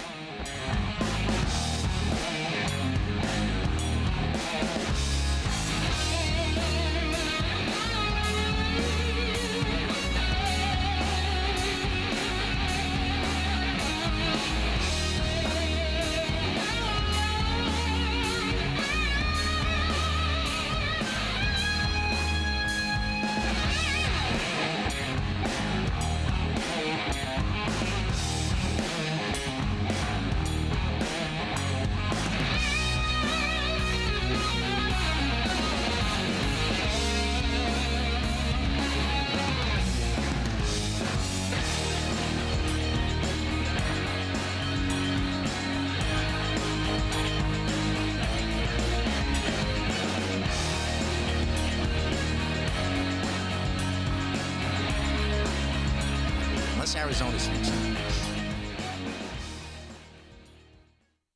All right, you guys hear this No Kings protest, by the way? They're thinking of doing this October 18th, Charlie Kirk's birthday, which is the day that Trump was going to do something special for him. They're talking about having this No Kings protest across the country. Yeah, I've heard that. They've had that. They have that date. They've had that date for a while, right? I mean, I've heard that about a month ago. I heard that. No King's date. Let's go over to the YouTube chat for Real America's Voice. I had heard about that. They'd be 4 days late there, Vin. Chris Parman says, I really don't have an annoyance. Charlie Kirk's birthday's 14th. 14th. I really don't have any annoyance to what Damon has said of the past 10 years. But his annoying hard-on about the lack of these stupid thumbs-up BS is really getting on my effing nerves. Oh, my gosh. Pray tell. Love, Mom. Yeah, his mom probably would write that. Dear Damon, love always, Mom. Yeah. All right. Yes. Well, speaking of that, 719 thumbs up so far. Let's not, I don't even know. I don't know. I stand corrected. Charlie's birthday is the 14th, as Delgado pointed out, and also the reason I harp on it is the thumbs up. When you hit it, it lets the algorithm know from stupid YouTube that people want to watch it, and they show it to more people. Hello? Spreads the good word. Trying to grow the show? Hello? Hello? Well, come on. That's a good explanation. No. People need to know that. That's a good explanation. We're trying to grow the show. It helps Rav in the algorithm. It also helps you as a viewer of YouTube get stuff you want to see and not other garbage. Why do I have to take the abuse just because I happen to be the host? Yeah. Delgado, you talk about the thumbs up. Put an Everlast bumper sticker on his forehead. Yeah. Boom, boom, boom. Heavy bag. You are kind of Kind of dour. Turnpike Man, Big D, this is for you with the thumbs up. Thank you. Turnpike Man's a good people. He's yeah, Turnpike Man. I love him. Turnpike Man. I'll take a glass half full. It's like a Trojan Man, but he's Turnpike Man. It is a little light. Hawkeye 7 in the Rumble. Insider myself. Ruby Ivy. Monroe. Corn Pop 007. Drake 99. Frederick Leathers. Orchard Park Todd. XJSCV. You're from Orchard Park. XJSCV. Thank you. $5 super chat in the YouTubes. Yeah, Small Town Barbie. I know the correlation of the October 14th date. Sad.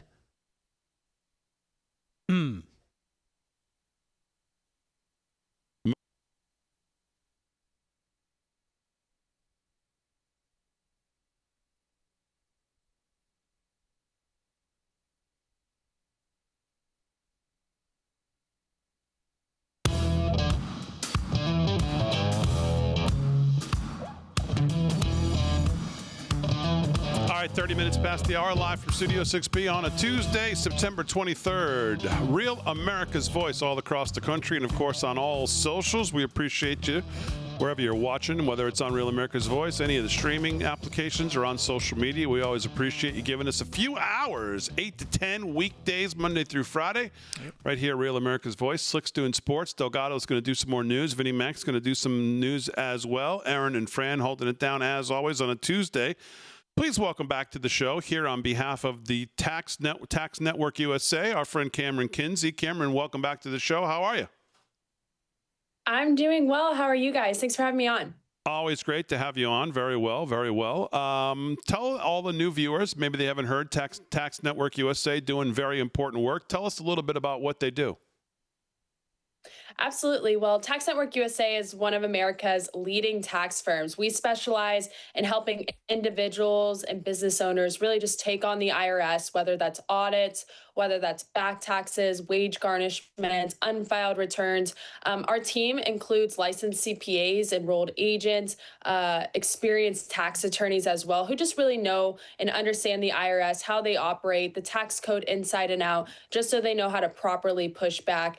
And truth is, the IRS really doesn't care who's in charge politically. They've stayed aggressive. Luckily, under President Trump, we have seen 25% of the IRS enforcement be diminished, but we still have some work to do. So our job is just to protect hardworking Americans from getting crushed by this bloated, weaponized enforcement that we've seen in the past.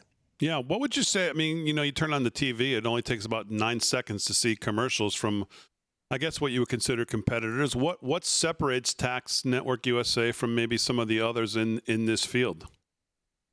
Well, that's a great question. I think most importantly, we are all on the same side here. We're not just here to file your taxes. We're really here to fight for you. And too many companies charge hefty upfront fees. They'll give cookie cutter advice and then they'll really vanish when things get tough. But we're really not that firm. We have helped eliminate over $1 billion in tax debt for our clients because we approach it every single case strategically and personally. And we're not just another provider. We share the same values of the people watching this show right now. Less government, less bureaucratic nonsense, protecting people from these weaponized institutions that we've seen. So that's the lens that we work every single case with. We're on your side, not theirs. And our goal really just isn't not only to solve a problem, but to get your life back on track as well. Yeah. And speaking of that, what advice do you give someone who's maybe struggling with this and hasn't tackled it yet, doesn't want to talk about it or admit it? What's that first advice for someone who's maybe struggling with getting behind in their taxes? Yeah, I think for the first step, it's urgency. Our consultation, when you call us, is completely free. Or if you were to go online, you can fill out a quick form. But it's really just up to you to be proactive about it. Don't wait. Don't toss those letters in a drawer, hoping that it goes away.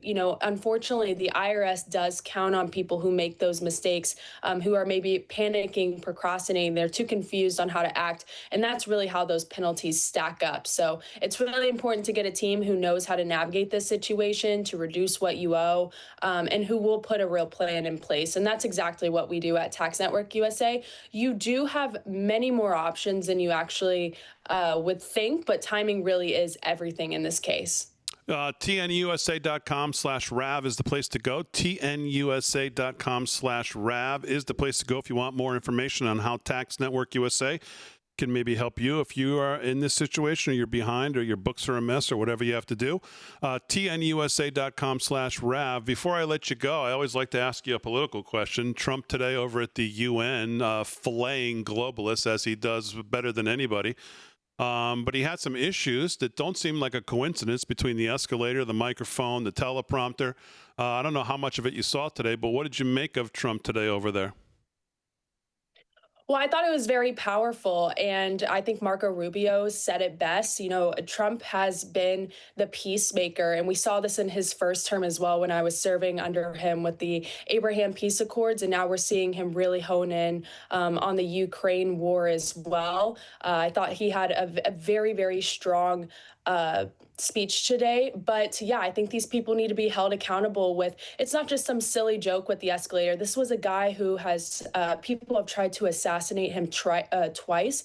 This was a major security breach. And I don't think that Secret Service it's going to be sustainable for Secret Service anymore. I do think that he needs more protection. And Caroline Leavitt has noted that they're starting an investigation. Hopefully these people are held accountable in this situation.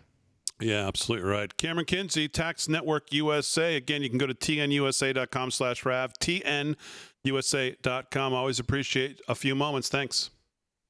Thank you so much. All right, there you go. Cameron Kinsey. Again, Tax Network USA, TNUSA.com/RAV, TNUSA.com/RAV.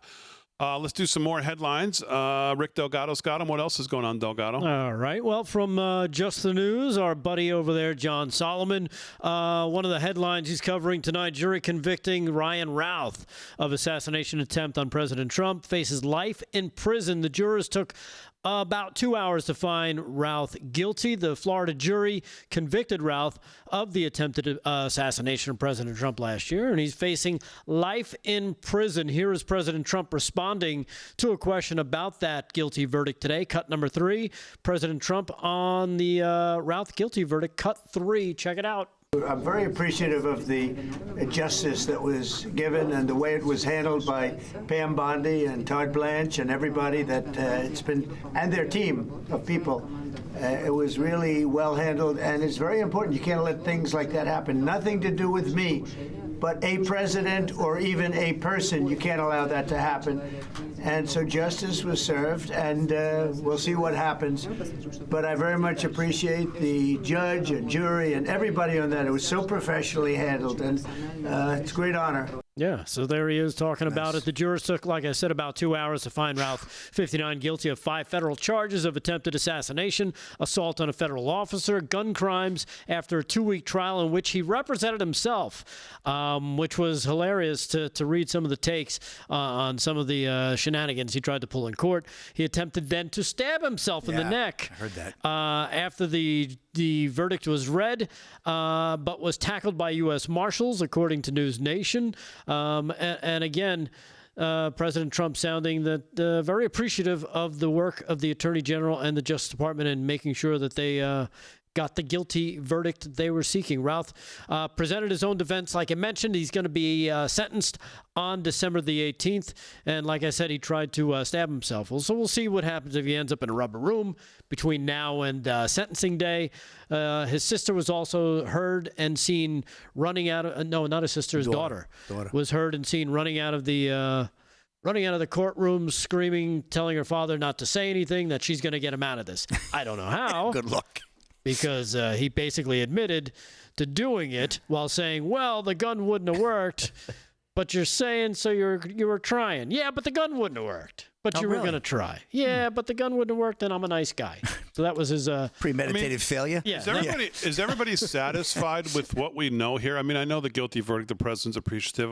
I get all that, but is everybody satisfied with what we've learned about this guy, which seemingly is not that much? Even though we obviously now have this guilty verdict in the trial, which is no surprise to anybody. But, I mean, there's a lot of unanswered questions seemingly about who this guy is, how he pulls this off, his relationship to not only the CIA, but the DOJ and what's going on there, and then his recruitment of fighters to send to Ukraine, and there's a whole there was a history with him. I read about him. Yeah, I feel like we've gotten literally no answers on it. It's just been like put aside, and now we have this guilty verdict, and it's going to be like, well, okay, next. I mean, am I the only one who feels that way? No, I think there are investigations. I heard somebody saying there are investigations into those movements that he had. So we'll see if more comes out of this. But right now, the attempted murder of President Trump was the first thing they tried, and that's what they got.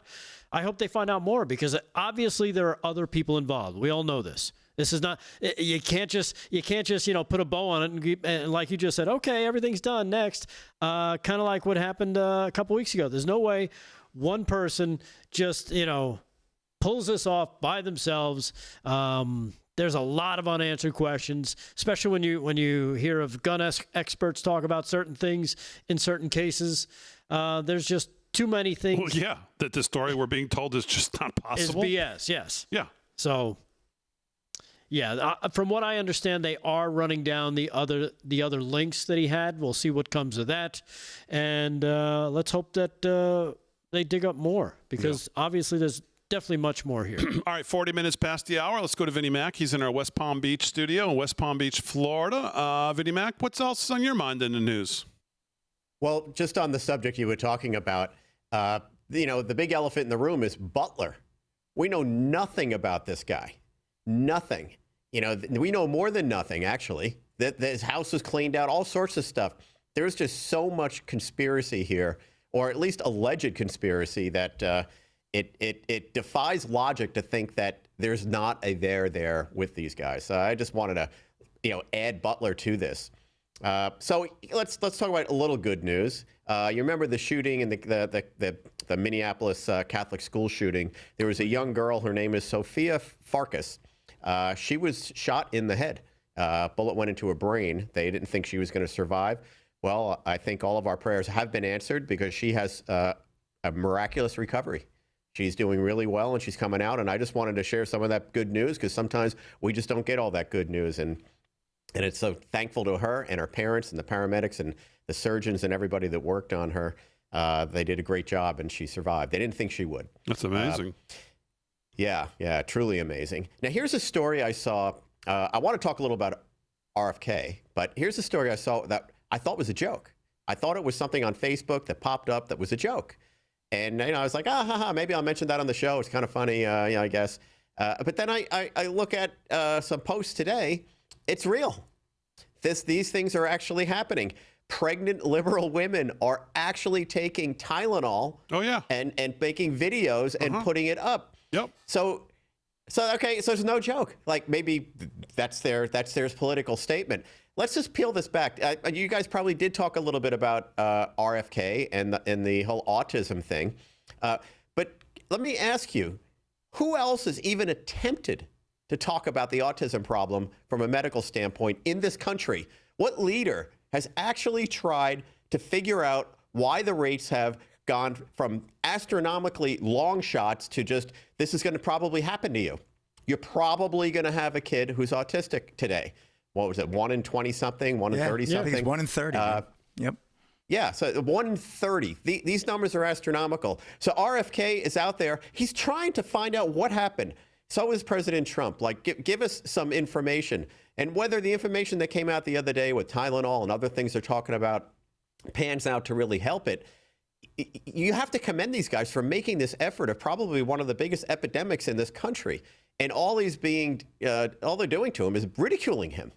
The medical community is, people are, and then you've got these liberal women taking Tylenol, and there's a connection there. But even if there's a minor connection there, like, really, this guy's trying to solve a problem.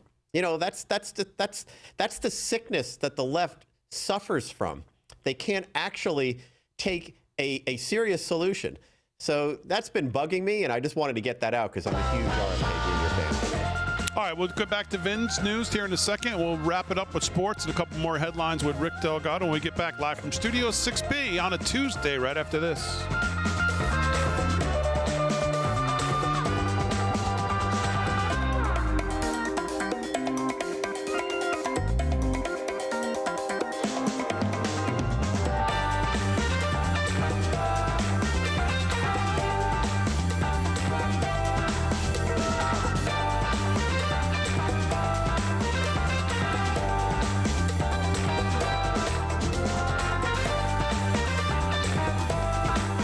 super chat, Big D. $50 super chat in the YouTube. I'm going to read this. Rosie Duarte, pizza on me. Wow, thank you very much. Nice. Thank you. Hey. I just I'll have asked 3 slices. I asked Ollie Lane, the moderator, says, "Are you ordering it?" Come on, Big D. I can go for some sausage crumbles right now. Yeah, me too. They were good. Let's see. Pizza Friday. Did you hear about the YouTube Google silencing of conservatives? Yes, we talked about that. We talked a little bit about it. I didn't read the article. I think we've lived it. Yeah, we lived it too. Actually, yeah, we did. Quite a bit. Ask Facebook. They silenced us. I want to see Slick Rick show those burgundy boots. How do we know that that's what they are? Oh, no, she nailed it. One of the gals in the chat nailed it right Laura away. 144. Somebody asked me tonight if I actually bought the shoes to match the jacket. I said, no. But it just worked out good.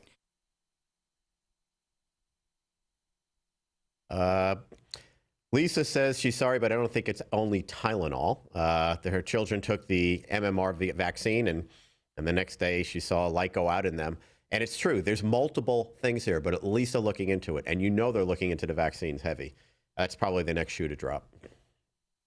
Well, Vin, I do have a flashback from a news piece here, about 35-second clip, about a court case that was killed back in 2023. It was good to see the president talking about, because I've talked about this when people say, you're anti-vaccine. Well, no, my kids got everything they had to get to go to public school, but we just didn't do it all under the times frame that the doctors told us, we had to do. And we had to go through 4 or 5 doctors to get to one, to get to a pediatrician who was willing to even have the discussion of, breaking up some of these, where it wasn't one, it wasn't 3 in one visit. It was 3 over, let's say, a year. But too many people just walk in like a drone and go, how many do I have to give them? Okay, 4 today? Oh, okay, go ahead. You're really smart to do what you did with your kids. Really smart. A lot of people don't have that knowledge, willpower, or just, it's your doctor. It's like, it's like being pulled over by a police officer. Yeah, here's my license registration. A doctor tells you what to do, you do it. Like this, you just are used to doing whatever they say. You got to take these shots. Yeah, well, it must be safe. They said it was.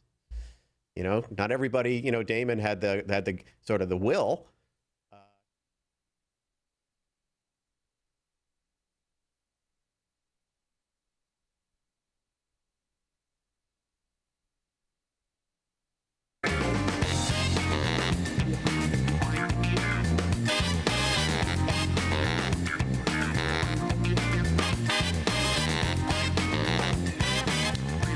All right, 13 to the hour, live from Studio 6B on a Tuesday night. Doug Otto, before we wrap, just see if you can find any update on the Antifa thing in Eugene, Oregon, because I really would like to know if they're still out there surrounding the building with nothing happening yet. I'd like to know if we can find one before we leave. So I've cut Vinnie Mac off a little short there, so let me give him a little more time to get to whatever's on his mind. He's in our West Palm Beach studios in West Palm Beach, Florida. Vinnie Mac, what else is on your mind? 2 other things, Damon. First off, Trump did slam the countries that said we should have a Palestinian state. I think it was Australia and France. And he made a big deal of that. And he made a big deal of that for a very specific reason. We're trying to solve this problem. Hamas has taken over Palestine and ruled it with an iron thumb and been a terrorist organization, done all those bad things that we know. And every time we try and solve this problem, every time we get close to actually solving the problem and having some unity with Israel to get it done, it's somebody in Europe. Oh, by the way, that somebody happens to be France most of the time, and now Australia, coming in and giving life to Hamas by saying that we should have this Palestinian state. The game's over. Trump all but said it. And these are the things that drive me crazy, because you can see progress actually being made. We allowed and enabled Israel to go do what it needed to do to wipe these guys out. And that's what they need to do. And we probably will rebuild this where people can actually live safely and have a good life if they allow us to finish the job. And then who comes chomping along here? France and Australia, to turn it upside down while Trump is trying to get this thing done. So talk about driving me crazy. And here's one piece of good news, really good news. I don't know if you guys watched this episode, but Erica Kirk and Megyn Kelly, they did the Charlie Kirk show, and guess how many views they got? It's a staggering number, and it's a testament to the world paying attention to the goodness that Charlie created, and now the goodness going forward that Erica's created. 1 billion views. Wow. 1 billion views with a B. That's a staggering number. Woo. But when I think about these things, I think, got a few more thumbs up. But when I think about this and I look at the world at large and the United States at large, seeing these things, and if you were watching any of the mainstream media, you'd think that there's 300 people watching these shows, 300 people supporting Charlie Kirk, 300 people just, paying attention to this. Well, it's not. 1 billion views. Tell me anything else that's gotten 1 billion views out there in anything. That's a staggering number. What does that say? It says the majority of the population of this world is paying attention and agrees and wants to participate and wants to help fix this world. So the narrative that we hear all through the mainstream media is just chopping that down, but also telling us it's not really taken off. This is just a fringe group. It's not. This is the majority. We actually have a lot of common sense out there in this world. A lot. And the fact that these views piled on it, and kudos to Erica, kudos to Megyn, kudos to all the people doing these shows now and stepping in, because they're having an effect. Keep it up. We saw that with the churches. We see that with other things. So I thought that was real important to note. And I thought the most important aspect to that, and it goes along, Damon, with what you were talking about with some of these statistics and polling that was going on with Trump and all these other issues we talk about, even Trump's UN speech. Real people on the street, actual citizens, not these fanatical people paid by the Democrats and the liberals and the globalists. We actually know what's going on, and we're supporting common sense things. That's why Trump's speech was so good. That's why all these people are in Europe and others, and the guy from the UK talking, they're horrified, because this is what real people think. That's what the people in London think. It's what people in the United States think.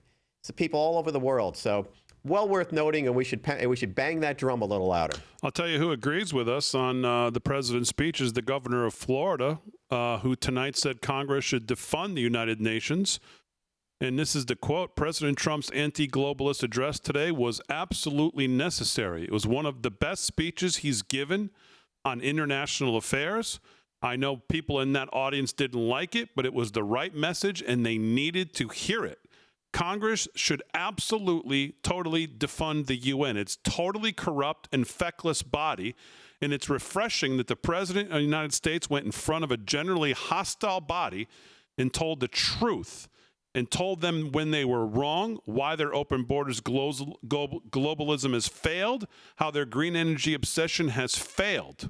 That tonight from the governor of Florida on the president's speech, and he's absolutely right. So, wait till those midterms. Maybe that'll happen, right? Yeah.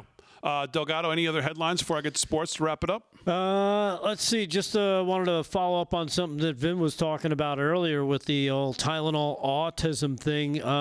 Did you know there was a class action lawsuit that was shut down in 2023 because the judge decided, well, she wasn't going to let any of this evidence come into court, so she therefore killed the case. Cut number 9. Ooh. Here's a flashback to that news clip.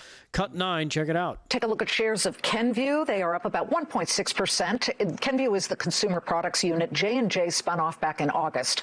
Shares hitting a one-month high at this hour after it received a favorable court ruling related to a class action lawsuit. The lawsuit claimed that exposure to Tylenol during pregnancy caused birth disorders. The federal judge in the case issued an order that will not allow the plaintiffs to present evidence for a link between prenatal exposure to Tylenol and autism or ADHD. J.P. Morgan added Kenvue to its focus list, saying the ruling effectively collapses the plaintiff's case in this litigation. Yeah, that follows a 2021 consensus statement by the Natural Reviews of Endocrinology. Basically, the University of Massachusetts School of Health Sciences urging caution, citing multiple studies linking prenatal acetaminophen exposure to higher rates of ASD and ADHD symptoms. So there you have it. Just a little bow tie on Vin's story there. Yeah. Okay. Yeah. Very interesting. A couple minutes left here. Let's do a little last-minute sports. Sports is brought to you by Mike Lindell, LFS6B. Slick, what else we got to know? All right, wild card action. An update. Mets have come back from a 6-1 trail there with the Cubs. Now they tied it at 7 at Wrigley in the bottom of the 7th. The Reds have lost tonight 4-2, so they drop behind the Mets. Yankees are losing 2-1. They need that game as well to the White Sox. That's in the bottom of the 9th. The Yankees have men on 1st and 3rd. Maybe they'll get a score there. The Guardians also looking for position in the AL. Beat the Tigers 5-2 earlier today. Want to close with a feel-good story on Charlie Kirk's favorite team here. Chicago Cubs Matt Shaw defends attending Charlie Kirk Memorial. Whatever backlash comes is okay. This is Elizabeth Wiebel of Breitbart. Chicago Cubs third baseman Matt Shaw defended his decision to skip a game against the Cincinnati Reds and attend the memorial services for Turning Point USA founder Charlie Kirk, noting that whatever backlash comes is okay. Shaw spoke with reporters on Tuesday and explained that he had known Kirk since the offseason while living in the same apartment complex in Arizona. The Chicago Tribune reported. He continued to describe Kirk as being one of the biggest Cubs fans he had ever met and added that he was super supportive. Shaw continued to explain that Erica Kirk, the widow of Charlie Kirk, texted him and asked if he would come to the funeral. His wife Erica had texted me, asked me if I would come to the funeral, and I felt as though it was something I had to do that was really important for me, Shaw explained. When asked if he was concerned about the backlash, Shaw explained he was not concerned at all and shared that his connection with Charlie had been through their faith. So he went on to detail a little bit more. I know we're getting close to the end, Big D, but what a great story. Matt Shaw, Chicago Cubs. I'm rooting for that young man. Let's wrap on one other happy note, too. Here's Scotty Scheffler today in the press conference for the Ryder Cup. Who's texting him? The president's kind of funny. He loves the game of golf. He loves supporting golfers, and I get a call or a text from him sometimes after wins. And he just loves the game of golf, and he's one of those guys when you're around him. He does such a good job of almost feeding confidence into everybody around him. That was one of the things I noticed a lot with the little bit of time I spent him is he treats everybody the same and treats people with the utmost respect. And whether you're the person serving us lunch or the caddy on the golf course or the guy who's the president of the club that we're at, he treats everybody like they're the greatest person in the world. And I don't think he has any plans to address us as a team, but I'm sure if things go well, we'll hear from him this week. Are you able to give us any insight into what he says when he calls you? Great job. Oh, man. Come on, boys. It's a big week. USA, let's go. All right, as always, we salute our military, active and active police, firefighters, first responders, all emergency personnel. Thanks to everybody on the show. Aaron, Fran, great job as always. Most of all, thank you live from Studio 6B audience. We'll see you tomorrow night. Look at those babies. Come on. Live from Studio 6B. We'll see you then.